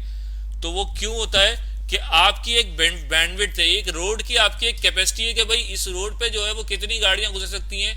फॉर एग्जांपल 100 गाड़ियां गुजर सकती हैं, लेकिन एकदम से यहाँ पे वो कितनी गाड़ियां आ जाएं, 500 आ जाएं, तो 500 गाड़ियां गुजर ही नहीं सकती इधर से, इसकी कैपेसिटी कितनी है 100 की, तो सबको क्या बनानी पड़ेगी, क्यू बनानी पड़ेगी, और एक बॉटल नेक क्रिएट हो जाएगा, नेटवर्क क्या हो जाएगा, स्लो हो जाएगा। तो उसकी वजह से क्या आपका क्या क्रिएट होता है, बॉटल नेक, जिसको हम लोग कहते हैं कंजेशन हो गया है या बॉटल नेक हो गया, ठीक है। तो होता यह है कि आपका पूरा नेटवर्क बेहतरीन है, आपने हर जगह 1 Gbps ठीक है की डिवाइसेस लगाई हुई हैं, ठीक है, लेकिन आपके पास एक जगह कनेक्शन है, एक जगह यूज हो रहा है, आप सीरियल यूज कर रहे हैं, और वहां पे क्या यूज हो रहा है, 1.5 Kbps का डेटा की जो है वो आपके पास लाइन पड़ी हुई है, कोई सीरियल लाइन लगी हुई है यहाँ पे, ठीक है। तो यहाँ से डेटा आ रहा है 1 Gbps का, लेकिन यहाँ पे क्या है, इस जगह पे जो दो डिवाइस के बीच कनेक्शन है ये क्या है, 1.5 Kbps का। तो 1.5 Kbps से फॉरवर्ड करेगा, जाहिर सी बात है, इससे ऊपर तो फॉरवर्ड करेगा नहीं, तो यहाँ पे क्या आ जाएगा, आपका बॉटल नेक हो जाएगा। तो इस बॉटल नेक की वजह से भी बाज़ दफ़ा आपका नेटवर्क क्या हो रहा होता है, स्लो हो रहा होता है। तो आपको चेक करना होता है कि आपके सारे कनेक्शन ठीक काम कर रहे हैं डिवाइसेस में, ठीक है। तो आप इसको भी क्या करते हैं, आइडेंटिफाई करते हैं, इसकी वजह से आपका नेटवर्क स्लो हो जाता है, ठीक है, डिले आ जाता है इसकी वजह से। नेटवर्क में अगर आपकी कंजेशन होगी तो आपका उसकी कॉजेज क्या होंगी कि वो उसकी वजह से डिले आ रहा होगा नेटवर्क में, ठीक है। लेटेंसी बढ़ जाएगी ऑब्वियसली। लेटेंसी होने का मैंने बताया था बहुत सारे रीज़न होते हैं, उसमें से एक रीज़न कंजेशन भी है। डेटा फॉरवर्ड नहीं हो सकेगा उस स्पीड से जिस स्पीड से आप चाह रहे होंगे, ठीक है।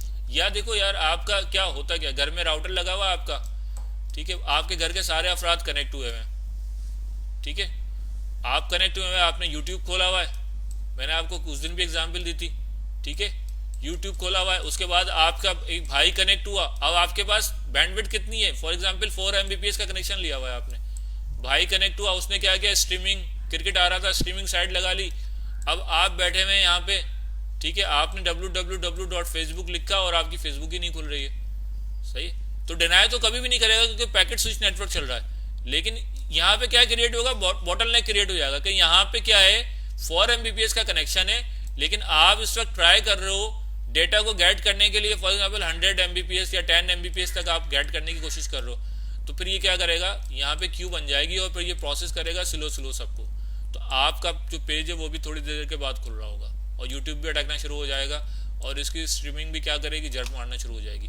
किस वजह से, इस कंजेशन की वजह से, इस बॉटल नेक की वजह से। फिर आप अपना कनेक्शन या तो क्या करें, 10 Mbps कर लें, उसको बैंडविड्थ बढ़ा लें, तो मसला हल हो जाएगा, ठीक है। बहुत सारी कंपनीज में ये इशू आ रहे होते हैं कि उनका नेटवर्क में इश्यूज आ रहे होते हैं कि उन्होंने जो है वो सबको सब कुछ अलाउ किया हुआ होता है और सब जो है वो यूट्यूब खोल के बैठे होते हैं या सब जो है वो फेसबुक खोल के बैठे होते हैं, तो बाकी जो लेजिटिमेट, मतलब जो जो ओरिजिनल जिसके लिए कनेक्शन लिया होता है उनको बैंकिंग की ट्रांजेक्शन्स नहीं हो रही होती हैं, वो बैठे हुए होते हैं कि यार ये स्पीड ही नहीं आ रही है, ठीक है।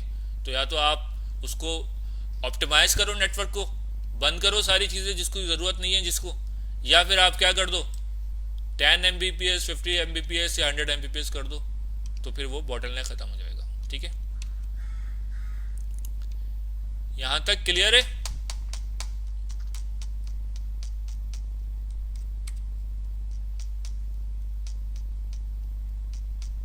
आगे चलें, कमेंट्स में आंसर दे दो यार, फिर हम लोग आगे चलते हैं।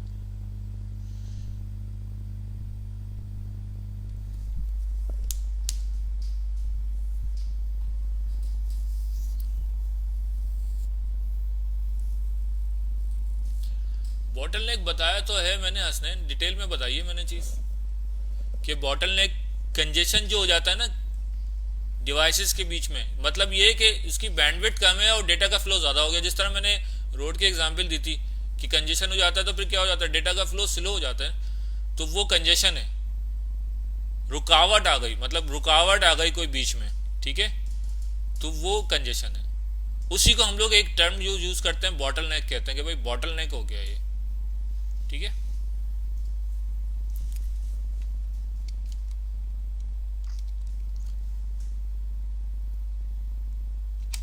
नेटवर्क डिजाइन और design model. Network design model हमारे पास दो तरीके की होते हैं, ठीक है, एक क्लाइंट सर्वर है और एक पेयर टू पेयर है।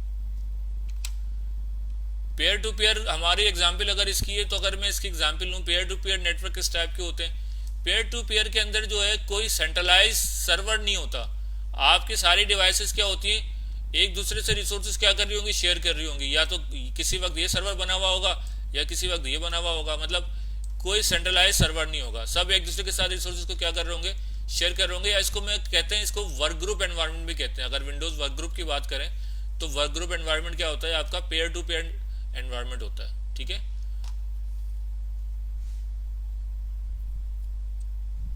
तो ये हमारा कहलाता है पेयर टू पेयर एनवायरनमेंट, ठीक है।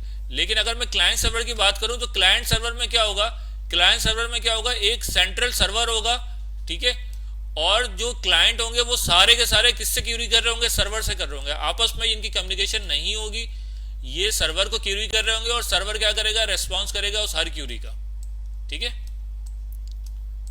ये हमारा एनवायरनमेंट क्या है, क्लाइंट एंड सर्वर एनवायरनमेंट कहलाता है, क्लाइंट सर्वर। इसकी एग्जांपल है हमारी विंडोज सर्वर सिस्टम। अगर आप लोगों ने देखा होगा विंडोज सर्वर 2016 2012, सही है, R2, ये सारे इसके लिए अलग से नेटवर्क ऑपरेटिंग सिस्टम रिलीज किए जाते हैं जो इसको सारा देख रहा होता है। इसमें आपका जो क्लाइंट है ये किसी क्लाइंट के साथ बात नहीं करता, ये डायरेक्ट किसके साथ बात कर रहा होता है, सर्वर से। तो ये जो हमारा हिरारिकल स्ट्रक्चर होता है पेयर टू पेयर का या वर्क ग्रुप एनवायरनमेंट होता है, इसमें अगर आपकी छोटी सी कंपनी है, छोटी सी कंपनी ये है कि 8-10 एम्प्लॉई हैं, तो वहाँ पे तो आप वर्क ग्रुप से काम चला सकते हैं, क्योंकि वर्क ग्रुप का जो लाइसेंस है वो सस्ता होता है। विंडो 10 अगर वर्क ग्रुप, या विंडो 7 तो खैर अब बंद ही हो गई है, ठीक है, तो वो अब तो खैर 5-6 हज़ार रुपये में आपको लाइसेंस मिल जाता है, ठीक है। तो ये सस्ता सोल्यूशन है, तो आपको ज़रूरत नहीं है आप जो है वो विंडोज़ 10 लाइसेंस ले लें, बल्कि यहाँ तो लाइसेंस भी नहीं लेते, हम लोग फ्री में ही चला लेते हैं सारी चीज़ें, ठीक है। तो 10-12 तक है, तो आपके पास यूज़र हैं, तो वो आपको कहा जाता है कि भाई आप जो है वो वर्क ग्रुप एनवायरनमेंट पे भी चला सकते हैं। लेकिन इसमें कुछ इश्यूज हैं, एडवांटेजेस एंड डिसएडवांटेजेस हैं। डिसएडवांटेजेस क्या है इसके? एक तो एडवांटेजेस क्या है, एडवांटेजेस ये है कि भाई चीपर सोल्यूशन है, सस्ता सोल्यूशन है। आपने जो है वो वर्क ग्रुप पे चला लिया, सर्वर की आपकी जो है वो सर्वर का जो नेटवर्क ऑपरेटिंग सिस्टम है, अगर आप उसकी कॉस्ट की बात करें तो वो 70-80 हज़ार रुपये का आता है, ठीक है। लेकिन इसमें एडवांटेज से ज़्यादा डिसएडवांटेज क्या है कि आपको, अगर देखो हर बंदा अपने अपने पीसी पे अलग अलग काम कर रहा है, डिस्ट्रीब्यूटेड सिस्टम है ना, और उसने शेयरिंग की हुई है आपस में एक दूसरे से, तो अगर मुझे बैकअप करना है तो मुझे हर पीसी पे जाके बैकअप करना पड़ेगा, ठीक है। मुझे अगर एंटीवायरस इंस्टॉल करना है तो हर पीसी का मुझे अलग जो है वो लाइसेंस लेना पड़ेगा। दूसरी चीज़, मुझे बैकअप हो गया, इसके अलावा मुझे मैनेज जो करना है पूरे नेटवर्क को, तो फायरवॉल, या मैंने बताया नेटवर्क फायरवॉल अगर इंस्टॉल करनी है तो हर पीसी पे अलग करनी पड़ेगी, ठीक है। मैनेजमेंट हेक्टिक है थोड़ा। मैनेजमेंट हेक्टिक क्या है कि अगर डेटा मैनेज करना है मुझे, तो मुझे हर एक पे इंडिविजुअल जाके करना पड़ेगा, ठीक है। तो ये सिर्फ मैनेजमेंट जो है ना थोड़ा सा हेक्टिक है, वरना अदरवाइज ये जो है लो कॉस्ट है, सिंपल टू कॉन्फ़िगर है, कोई भी मसला नहीं है, कोई बच्चा भी इसको कॉन्फ़िगर कर सकता है वर्क ग्रुप एनवायरनमेंट को, ठीक है। हाँ, और डिप्लीकेशन ऑफ इन रिसोर्स, तो वो एक फाइल जो है वो यहाँ भी पड़ी होगी, अगर काम हो रहा है यहाँ भी पड़ी होगी, यहाँ भी पड़ी होगी, पॉसिबल है डिप्लीकेशन रिसोर्सेज हो रही होंगी, ठीक है। तो ये कहाँ रिकमेंड किया जाता है? 10 और लेस यूज़र जहाँ पे हो, आप वहाँ पे पेयर टू पेयर से काम चला सकते हैं। लेकिन सर्वर में आपके पास मैनेजमेंट स्ट्रांग हो जाती है। मैनेजमेंट स्ट्रांग ये कि अगर आपने यहाँ पे यूज़र को एक राइट दिया हुआ है कि भाई सर्वर पे सिर्फ एक फाइल तक राइट होगा, तो आप कर सकते हैं, आप एक्सेस पॉलिसीज बना सकते हैं, ठीक है। अगर आपको बैकअप लेना है तो आप सिर्फ सर्वर पे जाएंगे और उसका बैकअप बना लेंगे, ठीक है। आपको हर एक पे बैकअप बनाने की ज़रूरत ही नहीं है। कोई सिस्टम अगर उड़ भी जाता है तो आपको परेशान होने की ज़रूरत नहीं है, ठीक है, क्योंकि आपके पास सारा डेटा कहाँ पड़ा होगा, सेंट्रलाइज बॉडी है सर्वर, ठीक है। लेकिन इसका डिसएडवांटेज क्या है कि ये हाई कॉस्ट है, ठीक है, सर्वर हाई कॉस्ट होता है सिर्फ। तो ये एग्जाम्पल है आपके पास क्लाइंट सर्वर की। यहां तक क्लियर है पेयर टू पेयर। एक्चुअली ये आपके सीसीएनए से रिलेटेड नहीं है, लेकिन ये बताया जाता है क्योंकि सीसीएनए लेवल के बंदे को पता हो, तो भाई पता होना चाहिए कि क्लाइंट सर्वर और पेयर टू पेयर जो है वो डिज़ाइन मॉडल क्या होते हैं।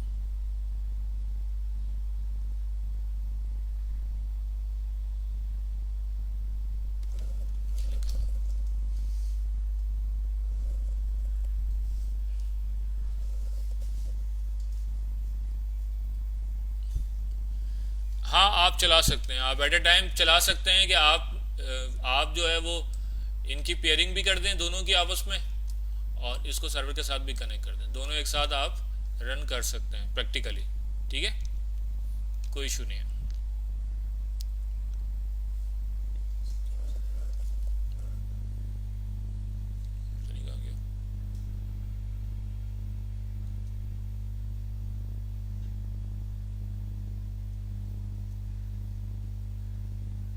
नीचे कहीं चला गया।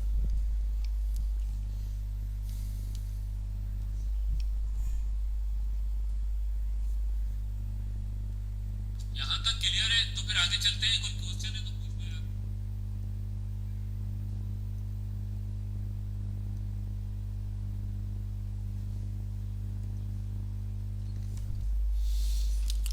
अच्छा, अब हमारे पास कुछ टर्म्स यूज होती हैं जिसको हम लोग कहते हैं area networks. Real life example तो दिए मैंने आपको। रियल लाइफ एग्जांपल क्या है? Windows operating system, server operating system, ठीक है। जिस तरीके से आपकी रियल एग्जांपल में बात दूं, आपके एयर टिकटिंग सिस्टम होता है ना, आप कहीं जाते हैं और बुकिंग करवाते हैं कि भाई फ्लाइट बुकिंग जो रिजर्वेशन सिस्टम होता है कि भाई मुझे जो है वो कराची टू लाहौर के लिए जो है वो फ़्लाइट चाहिए, तो वो क्या करेगा, वो अपने पास उसको एक पैनल दिया हुआ होगा, वो पैनल खोलेगा, ठीक है। और आप इस वक्त खड़े हुए हैं इस्तांबुल के किसी काउंटर पे खड़े हुए हैं, वहाँ पे आप सीट रिजर्व करवा रहे हैं, ठीक है। तो वो अपना पैनल खोलेगा और वो एक सेंट्रल यहाँ पे कहीं पीआईए का सिस्टम होगा, उसके साथ कनेक्ट हो जाएगा, ठीक है। और वहाँ से वो डेटा को फैच करेगा और आपकी एक फ़्लाइट बुकिंग कर देगा। और जब वो फ़्लाइट बुकिंग करेगा तो ये फ़्लाइट बुकिंग जैसे ही होगी तो यहाँ पे वो सीट नंबर आपकी क्या हो जाएगी, रिजर्व। उसी सेम टाइम पे अगर यहाँ पे एक यूज़र यहाँ पे बैठा हुआ होगा जो कि इसको इसी सीट को रिजर्व करने की कोशिश कर रहा होगा, तो उसको पता लगेगा कि भाई ये सीट जो है वो इस वक्त रिजर्व हो चुकी है, जो कि इस्तांबुल में किसी बंदे ने रिजर्व कराई है, ठीक है। तो उसके लिए ऑल्टरनेट जो जब वो खोलेगा, जो डेटा फैच होगा, तो ऑल्टरनेट जो सीट्स अवेलेबल होंगी वो उसको दे दी जाएंगी और वहाँ पे बंदा एक जो है वो फ्लाइट रिजर्व करवा लेगा। तो एयर टिकटिंग सिस्टम जो होता है, फ्लाइट रिजर्वेशन सिस्टम, या अगर आप ऑनलाइन बैठ के जो है वो फ्लाइट रिजर्व करवा रहे हो, ठीक है, तो ये एक क्लाइंट सर्वर की एग्जांपल है। बैकएंड पे कोई सर्वर चल रहा है जो कि जितने भी क्लाइंट कनेक्टेड हैं उनकी क्यूरी को क्या कर रहा है, रिजॉल्व कर रहा है। या बहुत सारे पीओएस सिस्टम लगे हुए होते हैं जो कि इस तरीके से काम कर रहे होते हैं कंपनीज के अंदर, ठीक है। वहाँ पे थिन क्लाइंट लगाए हुए होते हैं, थिन क्लाइंट हमारे पास डम क्लाइंट होते हैं, ठीक है। उसमें ऑपरेटिंग सिस्टम तो होता है, लेकिन ऑपरेटिंग सिस्टम में आपको उसके अंदर स्टोरेज वगैरह नहीं होती, आप उसमें कोई ज़्यादा चीज़ें स्टोर नहीं कर सकते हैं, और वो आपके सर्वर के साथ कनेक्ट होते हैं, और वो क्लाइंट सिर्फ वही काम कर रहे होते हैं कस्टमाइज जो प्रोग्रामर ने प्रोग्राम कर दिया गया होगा, और वो सिर्फ वहाँ पे जो है वो एक पैनल खुलेगा और सर्वर के साथ कनेक्ट हो जाएंगे, और सर्वर से वो जो भी उनको जो भी कम्युनिकेशन होगी या जो भी डेटा चाहिए होगा वो उनको मिलेगा और वो सेव कर देंगे, ठीक है। तो ये तो एग्जाम्पल हैं, रियल एग्जाम्पल। लेकिन आप जो है वो दोनों पेयर टू पेयर और सर्वर अपने नेटवर्क में दोनों भी चला सकते हैं, ठीक है। आप ऐसा भी कर सकते हैं कि ये पीसी आपका इस सर्वर के साथ कनेक्ट हो, और ये भी कर सकते हैं कि ये पीसी जो है इसके बराबर वाले वर्क ग्रुप के साथ कनेक्ट हो और रिसोर्सेज को क्या कर रहा हो, शेयर कर रहा हो, ठीक है। लेकिन अगर आपने डोमेन में ज्वाइन करवा दिया और आपने यहाँ पे एक्सेस पॉलिसीज बना दी और उसको रिस्ट्रिक्ट कर दिया, तो फिर वो वर्क ग्रुप में काम नहीं करेगा। तो ये आपके एडमिनिस्ट्रेटर के एंड पे होता है कि वो किस तरीके से उसको मैनेज कर रहा होता है अपने नेटवर्क को। बिल्कुल टर्मिनल यूज होते हैं जिसको हम लोग जो थिन क्लाइंट बोलते हैं ना, वो एक्चुअली टर्मिनल कहलाते हैं। वो टर्मिनल्स के थ्रू कम्युनिकेशन हो रही होती है, वो क्लाइंट सर्वर सिस्टम या नेटवर्क के एग्जाम्पल है, ठीक है।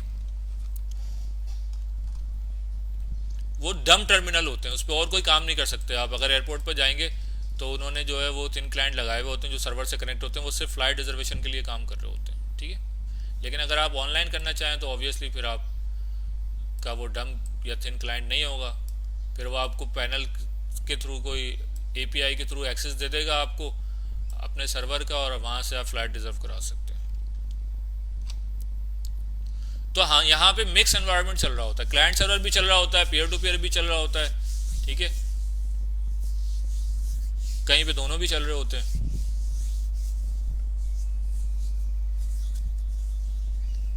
डिपेंड करता है आपकी कहना चाहिए सॉफ्टवेयर की नीड्स के ऊपर कि आप किस तरीके से उसको मैनेज कर रहे होते हैं। आगे चलें भाई, क्लियर है सबको?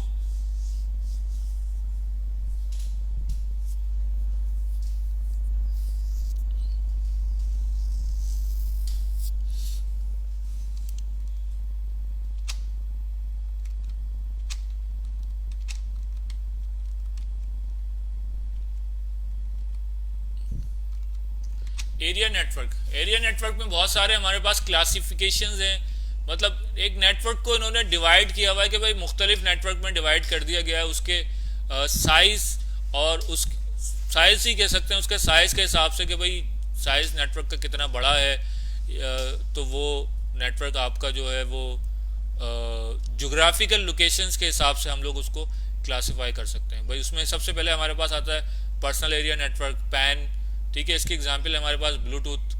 पर्सनल एरिया नेटवर्क वो नेटवर्क होता है जो कि किसी पर्टिकुलर टास्क को क्रिएट को परफॉर्म करने के लिए क्रिएट किया जाता है, और जब वो टास्क आपका परफॉर्म कर लिया जाता है तो उस नेटवर्क को क्या कर देते हैं, ख़त्म कर देते हैं, ठीक है। ये नेटवर्क 24 आवर्स जो है वो एग्जिस्ट नहीं करता है, ठीक है। जिस तरीके से ब्लूटूथ आपने खोला, आपने कोई फाइल ट्रांसफ़र की, उसके बाद वो काम हो गया, आपने ब्लूटूथ को क्या कर दिया, ऑफ कर दिया। या आपने वाईफाई हॉटस्पॉट खोलते हैं, आप दोस्तों के साथ बैठे होते हैं, तो आपने इंटरनेट शेयर करवाया, दोस्तों ने फाइल एक दूसरे को शेयर की या इंटरनेट यूज़ किया, उसके बाद आपने हॉटस्पॉट को क्या कर दिया, बंद कर दिया। ठीक है, तो ये इस टाइप का नेटवर्क हमारे क्या कहलाता है, पर्सनल एरिया नेटवर्क कहलाता है। इसके एग्जांपल है हमारे पास ब्लूटूथ, या हम इसको हॉटस्पॉट भी इसके एग्जांपल ले सकते हैं।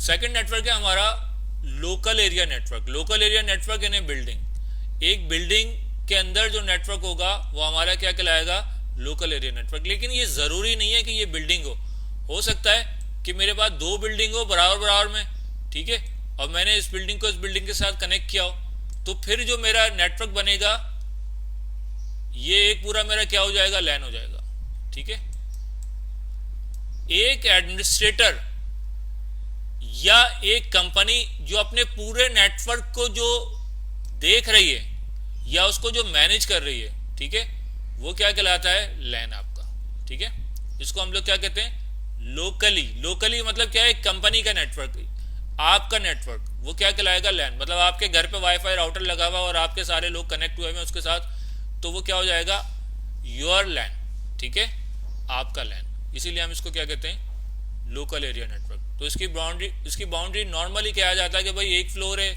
अगर कंपनी का ऑफिस एक फ्लोर पे एग्जिस्ट करता है तो भाई वही है, उसका लैन है। लेकिन अगर वो कंपनी दो फ्लोर पे एग्जिस्ट करती है तो वो उसका लैन दो फ्लोर तक हो जाएगा।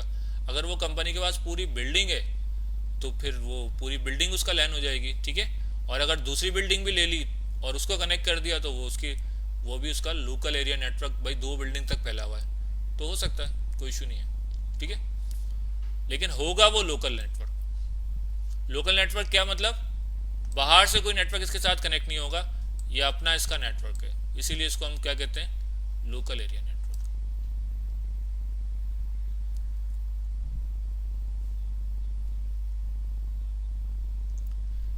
नेटवर्क की रेंज लिमिटेड भी हो सकती है और अनलिमिटेड भी हो सकती है। अनलिमिटेड तो खैर नहीं, अनलिमिटेड भी कहीं ना कहीं जाके लिमिटेड ही होगी ना। जहां तक वो पैकेट उसका एक एंड से दूसरे एंड तक जा रहा है, वो जो दो नोड हैं उसके, वो उसकी क्या है, रेंज है।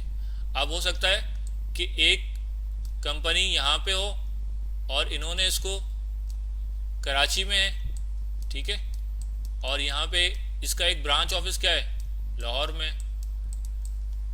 और इन्होंने कराची और लाहौर को आपस में क्या किया हुआ है, कनेक्ट किया हुआ है। तो यहाँ पे एक यूज़र बैठा हुआ है जो कि लाहौर के एक सर्वर पे क्या कर रहा है, डेटा अपलोड कर रहा है हर थोड़ी देर के बाद, तो ये इसकी क्या हो जाएगी, लिमिट हो जाएगी। लेकिन अगर ये लाहौर की जगह यूएसए में बैठा हुआ है और यूएसए में इन्होंने एक ब्रांच ली हुई है और वहाँ पे उन्होंने कनेक्ट किया हुआ है, तो ये इसकी लिमिट यहाँ तक हो जाएगी।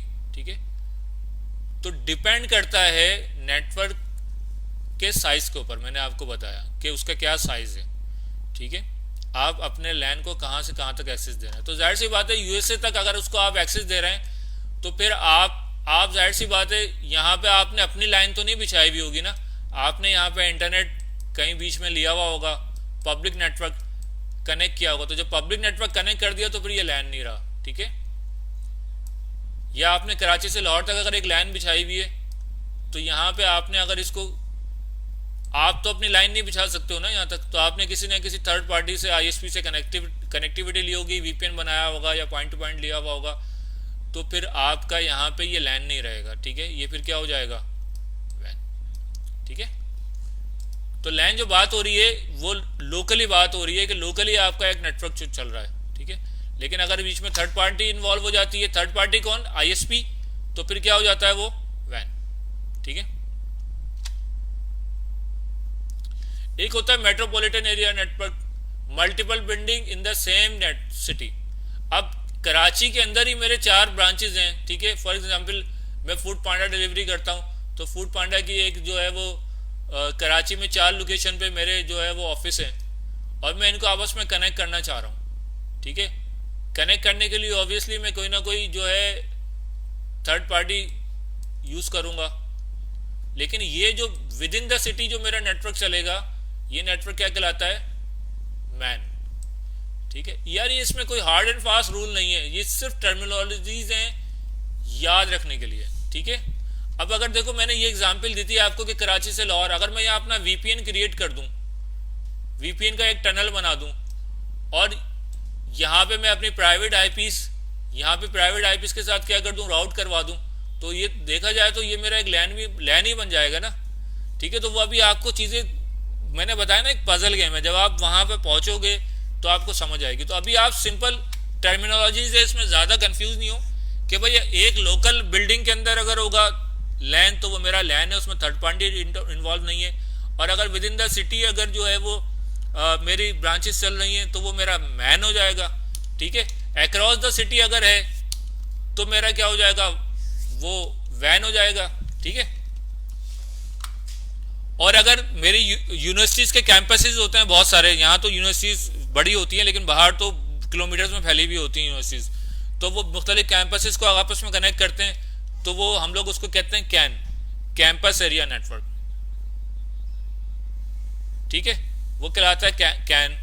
तो आप कहीं कैन लिखा हुआ देखो तो कंफ्यूज नहीं होना, भाई कैन का क्या है, भाई कैंपस एरिया नेटवर्क के मुख्तलिफ डिफरेंट कैंपसेस को आपस में इन्होंने कनेक्ट किया हुआ है, ठीक है। एक हमारे पास होता है वायरलेस लैन, ये लैन ही की एग्जांपल है, लेकिन इसमें क्या हो गया, वायरलेस डिवाइसेस आ जाएंगे बीच में, बस होगा मेरा लोकल नेटवर्क ही होगा ये, लेकिन इसमें मैं चाहता हूं कि भाई मेरी केबलिंग यूज ना हो, सारी कम्युनिकेशन किसके थ्रू हो, वायरलेस के थ्रू हो, ठीक है। वायरलेस आपको पता होना चाहिए कि वायरलेस क्या है। मोबाइल फोन के अंदर आपके ऊपर कोई लाइन कनेक्टिविटी नहीं होती है, आपको वायरलेस से कनेक्ट करते हैं, लैपटॉप वाईफाई से कनेक्ट करते हैं तो वो वायरलेस हो जाता है आपका। तो उसमें कोई ना कोई वायरलेस कार्ड लगा हुआ होता है, वायरलेस नेटवर्क कार्ड लगा होता है जो आपके डिवाइस को वायरलेस कनेक्टिविटी के लिए कैपेबल बनाता है, ठीक है। तो आपने विदाउट केबल अगर कनेक्ट किया हुआ है अपने नेटवर्क को तो वो क्या कहलाता है, आपका वायरलेस लैन, ठीक है। यार राउटर के पीछे ना देखो, आपके पास एक तो वायरलेस कनेक्ट करने के लिए आपकी डिवाइसेस, लैपटॉप, मोबाइल फोन्स, और एक देखा होगा आपने पीछे जो है वो स्विच होता है, येलो कलर की पोर्ट्स होती हैं जो कि वायर से कनेक्ट करने के लिए होती हैं। तो अगर आप वायर से कनेक्ट करेंगे तो लैन होगा, और वायरलेस से कनेक्ट करेंगे तो वायरलेस लैन होगा, डब्लू लैन कहलाता है, ठीक है। ये कहाँ पे यूज होता है, ये डिपेंड करता है कि भाई आपकी जो है वो, आप नहीं चाहते भाई कि भाई मैं केबलिंग यूज करूं अपने ऑफिस के अंदर, क्यों नहीं चाहते, हो सकता है आपने रेंट पे ऑफिस लिया हुआ और आप अभी शिफ्ट हुए हो तो आप खर्चा करना नहीं चाह रहे, आप चाहते हैं यार जो है कम खर्चे में काम हो जाए, या आप चाहते हैं कि यार मैं चाहता हूँ मेरा विद इन द आवर जो है ना, घंटों के अंदर या मिनटों के अंदर मेरा नेटवर्क खड़ा हो जाए, तो आप वायरलेस यूज़ कर लें, आप एक राउटर लगाएं और पूरा नेटवर्क 2 मिनट के अंदर, आपका 5 मिनट के अंदर कनेक्ट हो जाएगा, शेयरिंग भी हो जाएगी, प्रिंट सर्वर सब कनेक्ट हो जाएगा इसके लिए साथ, ठीक है। या आपने ऐसी जगह कोई बिल्डिंग में ऑफिस ले लिया जो कि कोई हिस्टोरिकल बिल्डिंग है, वहाँ पे ठोकर ठाकी और एक जो है चैनल पट्टियाँ और केबलिंग जो है वो अलाउ नहीं करती है, तो आपको वहाँ पे भी क्या करना पड़ेगा, वायरलेस लैन यूज़ करना पड़ेगा। तो इसके बेनिफिट हैं, फ़ायदे भी हैं, नुकसान भी हैं, ठीक है। थ्रूपुट इसकी कम होती है बनिस्बत आपकी कॉपर केबलिंग के थ्रू, क्योंकि वायरलेस में जो है वो डेटा हाफ डुप्लेक्स में जा रहा होता है, ठीक है।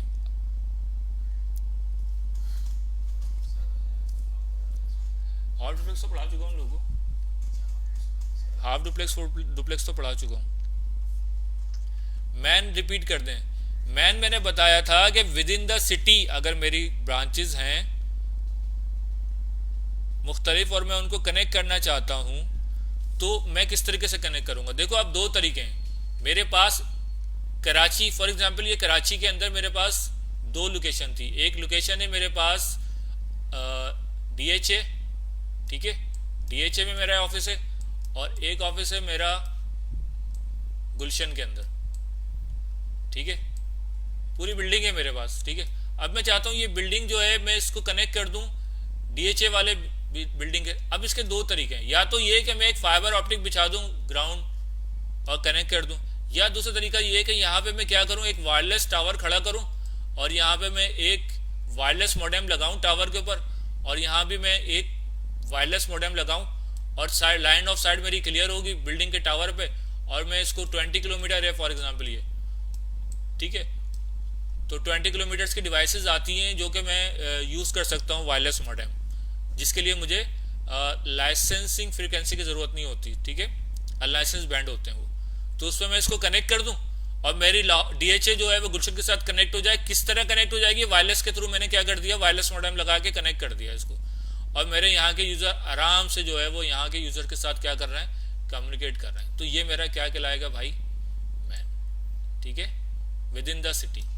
जाहिर सी बात है ये विद इन द सिटी काम कर रहा है। अगर मैं 400 किलोमीटर की बात करूं तो फिर ये वायरलेस डिवाइसेस काम नहीं करेंगी, फिर मुझे सैटेलाइट पे जाना पड़ेगा। तो सैटेलाइट तो हर कंपनी की रेंज में नहीं होती ना, फिर वो थर्ड पार्टी पे जाना पड़ेगा आपको। ठीक है, या फिर मैं बोलूँ किसी आईएसपी से कि यार मुझे आप अपनी फाइबर ऑप्टिक यूज़ करने दे दो, ठीक है, और वो आईएसपी जो है वो मेरे उनकी फाइबर ऑप्टिक शहर में बिछी हुई होंगी, वो मुझे एक कनेक्टिविटी दे दें। मैं लैन उसको वैन से कनेक्ट ना करूँ, मैं सिर्फ अपनी कनेक्टिविटी के लिए लीज लाइन ले लूँ, जिसको हम लोग कहते हैं लीज लाइन या डेडिकेटेड लाइन। ठीक है, और वो मुझे कनेक्ट करके दे दें और मैं अपनी कम्युनिकेशन करवा लूँ। ठीक है, मुझे वैन नहीं चाहिए। तो ये क्या कहलाएगा, मेरा metropolitan area network. Fibre optic का एक टॉपिक है, अलग आएगा, जब वो आएगा तो मैं आपको बता दूंगा। ठीक है,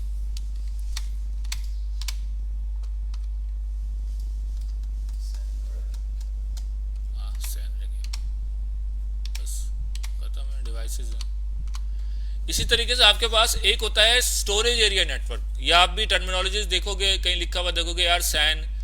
ठीक है, सैन क्या होता है, ये आपके चल रहे होते हैं, सैन आपके डेटा सेंटर्स के अंदर चल रहे होते हैं। ठीक है, डेटा सेंटर्स के अंदर एक हमारे पास स्विच, अब आप बोलोगे स्विच क्या है सर, तो स्विच अभी हम पढ़ेंगे कि क्या होते हैं। नॉर्मल स्विच के मैंने बताया कि क्या कर रहे होते हैं, कनेक्टिविटी प्रोवाइड कर रहे होते हैं। ठीक है, किसको, यूजर्स को कनेक्टिविटी प्रोवाइड कर रहे होते हैं। एक यूजर को दूसरे यूजर से क्या करते हैं, कनेक्ट करते हैं, जिसके थ्रू पॉसिबल होता है कि डेटा जा रहे हैं यहाँ से। ठीक है, तो यहाँ पे जो है वो बहुत हाई टैग स्विचेस लगे होते हैं, जिसमें की पोर्ट डेंसिटी भी बहुत ज़्यादा होती है और जिनका थ्रूपुट भी बहुत ज़्यादा होता है। ठीक है, और यहाँ पे कुछ सर्वर्स लगे होते हैं जिसमें डेटा, सिर्फ ये डेटा स्टोर करने के काम आ रहे होते हैं, कि डेटा क्या हो रहा होता है, स्टोर होता है। और यहाँ पे एरेस बनी हुई होती है। एरेस क्या होता है, रेप्लिका बन रहे होते हैं, कि अगर किसी वजह से आपका सर्वर्स डाउन भी हो जाए तो यूजर को पता नहीं लगेगा। डेटा सेंटर अगर आप लोग देखोगे तो डेटा सेंटर में यूज हो रहे होते हैं ये सैन स्विचेस। ठीक है, तो वो जो नेटवर्क बनाते हैं इसका, जिसमें सर्वर्स होते हैं, एरेज होती हैं और बैकअप ड्राइव्स होती हैं। ठीक है, और सैन स्विचेस लगे हुए होते हैं, वो हमारा क्या कहलाता है, सैन, स्टोरेज एरिया नेटवर्क कहलाता है। ठीक है, इसको हम लोग क्या कहते हैं, सैन। यहाँ पे सिर्फ काम हो रहा होता है स्टोरेज का, सिर्फ डेटा स्टोर हो रहा होता है। बड़े बड़े डेटा सेंटर्स अगर आप बात करें माइक्रोसॉफ्ट की, गूगल्स की, या लोकली जो डेटा सेंटर्स होते हैं, वहाँ पे जो नेटवर्क चल रहा होता है वो कहलाता है आपका सैन नेटवर्क। ठीक है, वहाँ पे सैन स्विचेस यूज होते हैं, सैन डिवाइसेस यूज हो रही होती हैं सारी आपकी। वो तो प्रोटोकॉल है, प्रोटोकॉल तो MPLS यार कोई भी यूज कर सकते हैं, इसके अंदर ज़रूरी नहीं है। ठीक है, प्रोटोकॉल तो कोई भी, वो तो एक्सेस किस तरीके से करेंगे वो अलग बात है। मैं तो नेटवर्क की बात कर रहा हूँ, कि नेटवर्क की आर्किटेक्चर की बात कर रहा हूँ, कि किस तरीके से वहाँ पे सैन स्विचेस यूज हो रहे होंगे, सर्वर्स यूज हो रहे होंगे, सैन डिवाइसेस यूज हो रही होंगी। उनको एक्सेस करने के लिए आप क्या यूज कर रहे हैं। ठीक है, आप फ्रेम रिले यूज कर रहे हैं, आप MPLS यूज कर रहे हैं, या और कोई आप प्रोटोकॉल यूज कर रहे हैं, वो अलग कहानी है। ठीक है, आगे चलें यहाँ से। क्लियर है यहाँ तक, सारी ये टर्मिनोलॉजी समझ आ गई आप लोगों के।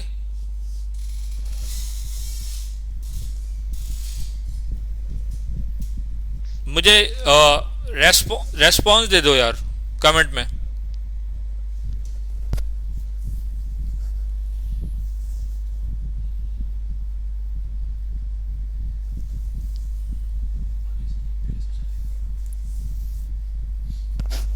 वो कहीं से पढ़ लेते हैं ना बेचारे।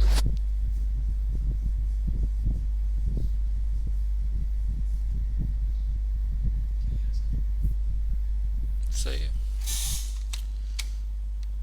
बाकी ये वैन है, वैन की एग्जाम्पल क्या है, वैन की एग्जाम्पल मैंने आपको बताई थी, इंटरनेट है। ठीक है, वैन के लिए क्या होगा कि आपका कोई ना कोई थर्ड पार्टी की बात मैंने यूज़ की आपको, कि थर्ड पार्टी कौन हो सकता है, सर्विस प्रोवाइडर्स ISPs। ठीक है, तो कोई ना कोई ISP यूज़ करेंगे। अगर आपकी एक ब्रांच कराची में है और एक आपकी लाहौर में, तो ऑब्वियसली फिर आपको कोई ना कोई थर्ड पार्टी यूज़ करना पड़ेगा मैकेनिज्म, जिसके थ्रू आप क्या करेंगे, उनको कनेक्ट करेंगे। तो वहाँ पे क्या आ जाता है आपका, वो क्या कहलाता है आपका वैन।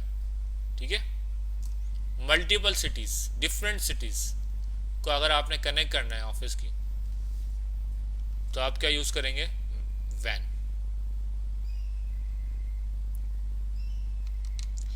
जी जी, क्लास आप दोबारा से रिपीट करके देख सकते हैं। कोई चीज़ अगर क्यूरी समझ में नहीं आए तो आप जो है वो दोबारा से उसको देख लें, इंशाल्लाह क्लियर हो जाएगा। वरना आप फिर नेक्स्ट क्लास में क्यूरी मैं क्वेश्चंस ले रहा होता हूँ, उस वक्त आप पूछ लें, तो जो चीज़ क्लियर नहीं है तो हम क्लियर कर देंगे, कोई इशू नहीं है इसमें, ठीक है।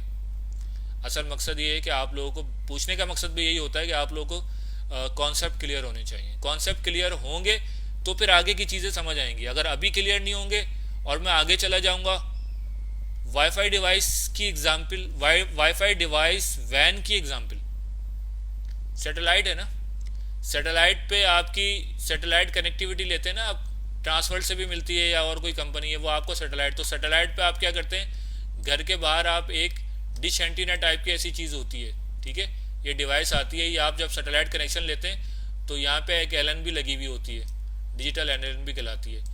ये डिवाइस आपको सैटेलाइट, कोई ट्रैवल कर रहा है कोई बाहर, ठीक है, तो वो सैटेलाइट से क्या कर देते हैं, इसको कनेक्ट कर देते हैं। तो यहाँ पे आप जो है वैन सैटेलाइट कनेक्टिविटी ले लेते हैं, ठीक है। इसमें आपकी जो कहते हैं ना फाइबर ऑप्टिक कट गई, ये मसला हो गया वो मसला हो गया, तो बैकअप लिंक्स लिए हुए होते हैं आईएसपीज ने, तो फिर वो क्या करते हैं सैटेलाइट्स के थ्रू चला जाता है, ठीक है। या अगर मैं बात करूँ आपकी 4G या 5G नेटवर्क की बात करूँ, तो वो भी आप किससे ले रहे होते हैं, वायरलेसली ले रहे होते हैं ना वैन, कि आपके मोबाइल के अंदर क्या होता है 5G या 4G का एक एंटीना होता है या डिवाइस होती है, ये क्या करती है, कनेक्ट हो जाती है किससे, आपके टावर के साथ, कहीं टावर लगा होगा मोबाइल लिंक का या किसी का, उसके साथ कनेक्ट हो जाती है रोमिंगली, और वहाँ से आप क्या करते हैं इंटरनेट कनेक्ट कर लेते हैं अपना, ठीक है। तो ये भी एग्जाम्पल है आपकी वैन की वायरलेस डिवाइस की। ये आप डाउनलोड कर सकते हैं, फेसबुक की वीडियोस, आप प्राइवेट वीडियोस डाउनलोड हो जाती हैं, आप इसको डाउनलोड कर सकते हैं।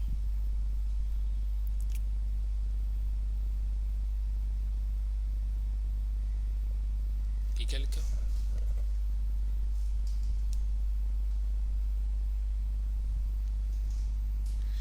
वैन टू कॉन्टिनेंट भी हो सकता है, लेकिन वैन का मतलब मैंने सिर्फ बताया, वैन का क्या मतलब है कि कोई ना कोई थर्ड पार्टी इन्वॉल्व होगी, ठीक है, इंटरनेट इन्वॉल्व होगा बीच में।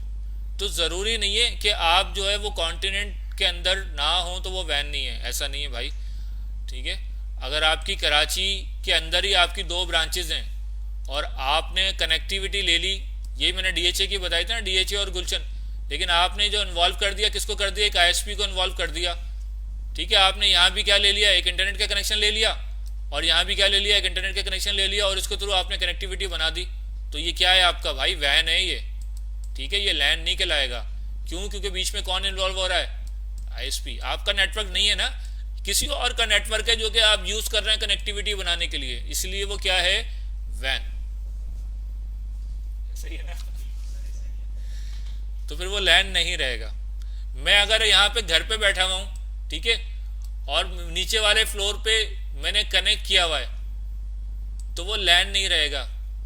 आप अगर वीडियो कॉल या वॉइस कॉल कर रहे हो, ऊपर वाले कमरे में बैठे हुए हो और नीचे आपका भाई बैठा हुआ है, और आपने कॉल मिलाई व्हाट्सएप पे और भाई को आप कॉल कर रहे हैं व्हाट्सएप पे, तो वो वैन है, लैन नहीं है, ठीक है। क्योंकि आप वाया किसके थ्रू जा रहे हो, आईएसपी के थ्रू जा रहे हो मेरे भाई। लेकिन अगर आपने कोई ऐसी मैसेजिंग एप्लीकेशन बनाई हुई है जिसके थ्रू आप डायरेक्ट लैन के थ्रू कॉल कर लो, वो अलग बात है। लेकिन अगर आप व्हाट्सएप कॉल कर रहे हैं अपने भाई को या घर के किसी फर्द को एक कमरे से दूसरे कमरे में बैठ के, तो वो आप क्या यूज कर रहे हैं, वैन, ठीक है, वो लैन नहीं है। फिर मैंने ये बताया ना आपको, ये टर्मिनोलॉजीज हैं, ठीक है। आप सोचोगे आपको खुद ही क्लियर होगा कि किस जगह पे वैन होगा और किस जगह पे क्या होगा, लैन होगा। लेकिन अगर आप वहीं पे बैठ के एक प्रिंटर लगा हुआ और उस प्रिंटर में प्रिंट दे रहे हैं, तो वो आप कौन सा इंफ्रास्ट्रक्चर यूज कर रहे हैं, अपने घर का इंफ्रास्ट्रक्चर यूज कर रहे हैं, तो वो फिर क्या है, लैन, ठीक है।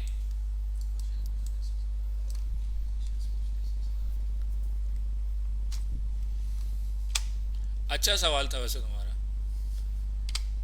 बाकी लोगों को क्लियर हो गया होगा इससे, ठीक है। अब आई होप कि ये वैन और लैन थोड़ा आपको कॉन्सेप्ट बन गया होगा कि यार किस जगह पे वैन है और किस जगह पे, बस वैन का मतलब क्या है, बीच में आईएसपी इन्वॉल्व है, कोई थर्ड पार्टी कनेक्टिविटी बनाने के लिए कौन है, आपकी थर्ड पार्टी इन्वॉल्व है। बस आप किसी थर्ड पार्टी को क्या कर रहे हैं, यूज कर रहे हैं अपनी कनेक्टिविटी के लिए, वो क्या है आपका वैन।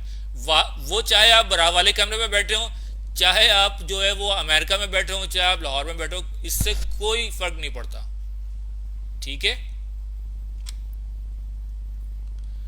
अगर मैन के साथ वीपीएन है तो क्या होगा, देखो मैंने आपको बताया, अगर मैन यूज कर रहे हैं आप और आपने डेडिकेटेड लाइन ली हुई है, ठीक है, और आपने आईएसपी को बोला हुआ है कि भाई मुझे कोई जो है वो इंटरनेट नहीं चाहिए, मुझे सिर्फ कनेक्टिविटी चाहिए लाहौर से दो ब्रांचेस में कराची के अंदर, और आपकी फाइबर ऑप्टिक यूज करनी है, उसने मुझे क्या किया, डेडिकेटेड पाथ दे दिया, उसके बाद फाइबर ऑप्टिक की बैंडविड्थ होगी उसमें से दे दिया मुझे, तो वो तो फिर मैन है। लेकिन अगर मैंने दो आईएसपी से कनेक्शन लेके उनको आपस में मैंने वीपीएन बना दिया, तो फिर भाई वो वैन है, मैन नहीं है वो। ठीक है। और अगर मैंने वायरलेस मॉडेम लगा के छत के ऊपर उनके साथ कनेक्टिविटी बना दी, तो फिर वो लैन होगा। ठीक है, लैन होगा, लेकिन वो लैन पूरा नेटवर्क मेरा लैन कहलाएगा, लेकिन वो क्योंकि मैं मेट्रोपॉलिटन एक सिटी के अंदर यूज कर रहा हूं, तो वो मेरा मैन होगा। ठीक है, इसमें ज्यादा कंफ्यूज मत होना, क्योंकि जब ये टर्मिनोलॉजीज बनाई गई थी उस वक्त उसको भी नहीं पता होगा कि यार ये आगे जाके इतनी ज्यादा चीजें इंटीग्रेट हो जाएंगी। कल से अब टाइम हो गया, तो यार ये आज का टॉपिक हम यहाँ पे रखते हैं, कुछ क्वेश्चन लेंगे। आगे का जो हमारी क्लास है बहुत इंटरेस्टिंग क्लास है, इसमें हम लोग डिवाइसेस पढ़ेंगे, ये बड़ी चीज अच्छी क्लास होने वाली है। ठीक है, इसमें hub, switches, routers, collision domain, broadcast domain, इन सब के बारे में पढ़ेंगे हम लोग। तो इंशाल्लाह ताला नेक्स्ट क्लास में हम लोग करेंगे ये सारी चीज़ें। अभी तो मैं इसको रोकता हूँ क्योंकि फिर ये 15-20 मिनट चाहिए और मज़ीद। तो अभी अजान हो रही है, अजान का ब्रेक लेते हैं।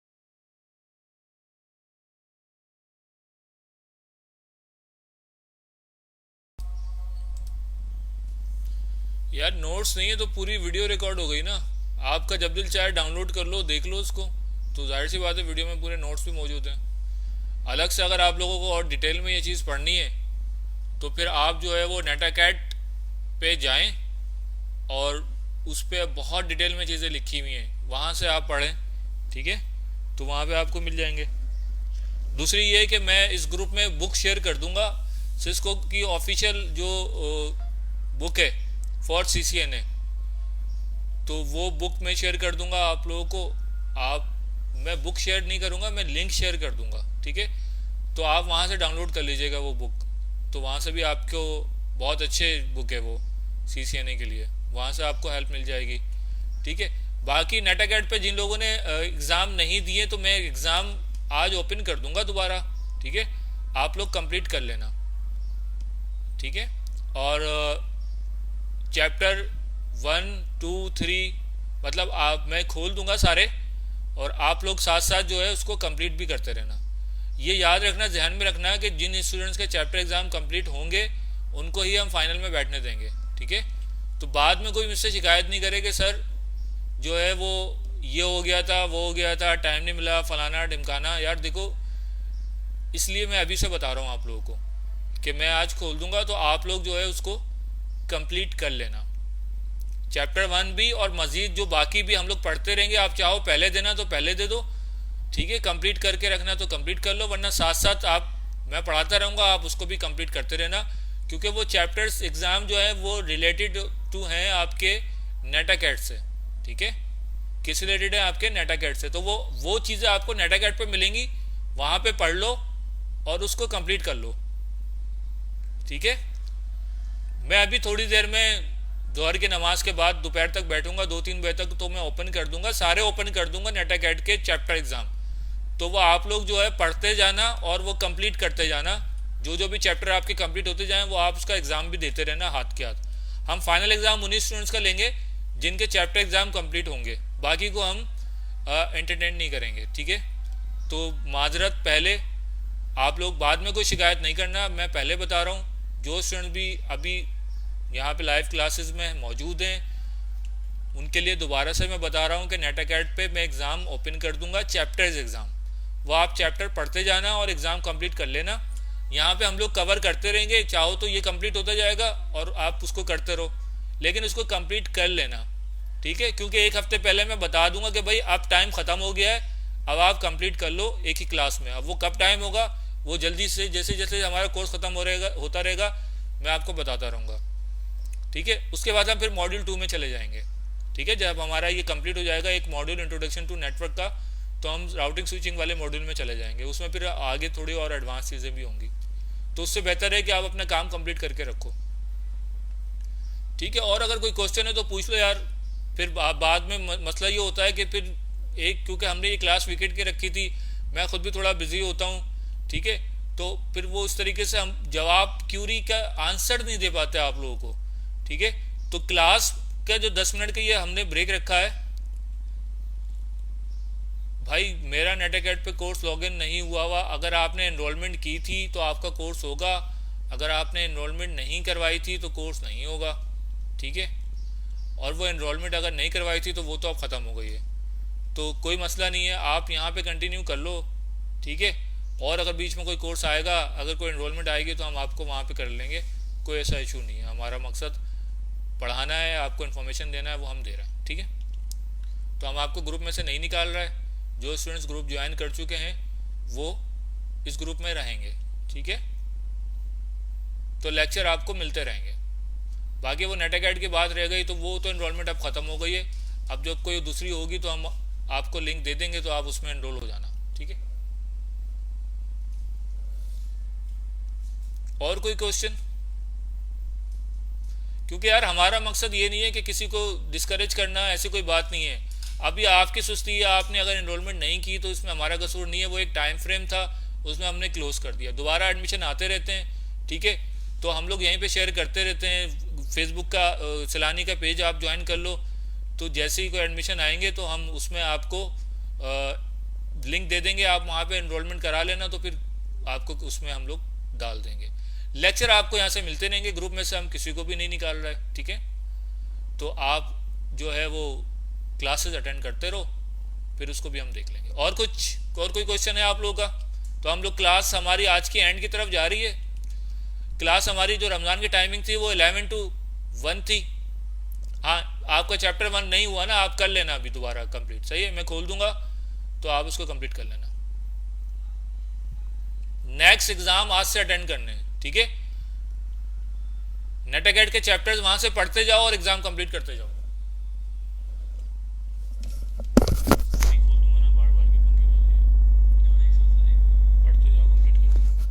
ठीक है, तो वो चैप्टर्स कंप्लीट करते जाओ और वहां पे एग्जाम कंप्लीट करते जाओ, सबके चैप्टर एग्जाम कंप्लीट होने चाहिए। सर्टिफिकेट किसको मिलेगा? सर्टिफिकेट उसको ही मिलेगा जो फाइनल एग्जाम देगा, और उसको सर्टिफिकेट नेटाकैट की तरफ से मिलेगा और सलानी की तरफ से भी हम देंगे, ठीक है। और कोई क्वेश्चन?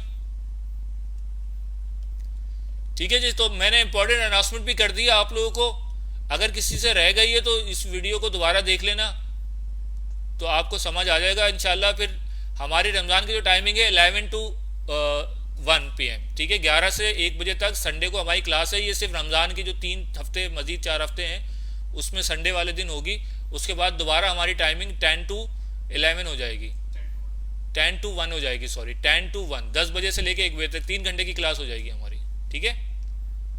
फाइनल एग्जाम कब होगा? जब मैं ये हमारा मॉड्यूल 1 कंप्लीट हो जाएगा तो इंशाल्लाह फिर हम फाइनल एग्जाम लेंगे। तो अभी उसमें टाइम है, शायद महीना है, ये रमजान के बाद ही होगा, ठीक है। असाइनमेंट जो भी होगी मैं बता दिया करूंगा। असाइनमेंट अगर कोई बीच में सबमिशन लेनी होगी तो मैं आपसे ले लूंगा, ठीक है। चलें आज की क्लास को यहाँ पे एंड करते हैं हम। इंशाल्लाह फिर आपसे नेक्स्ट संडे को मुलाकात होगी। तब तक के लिए अल्लाह हाफिज।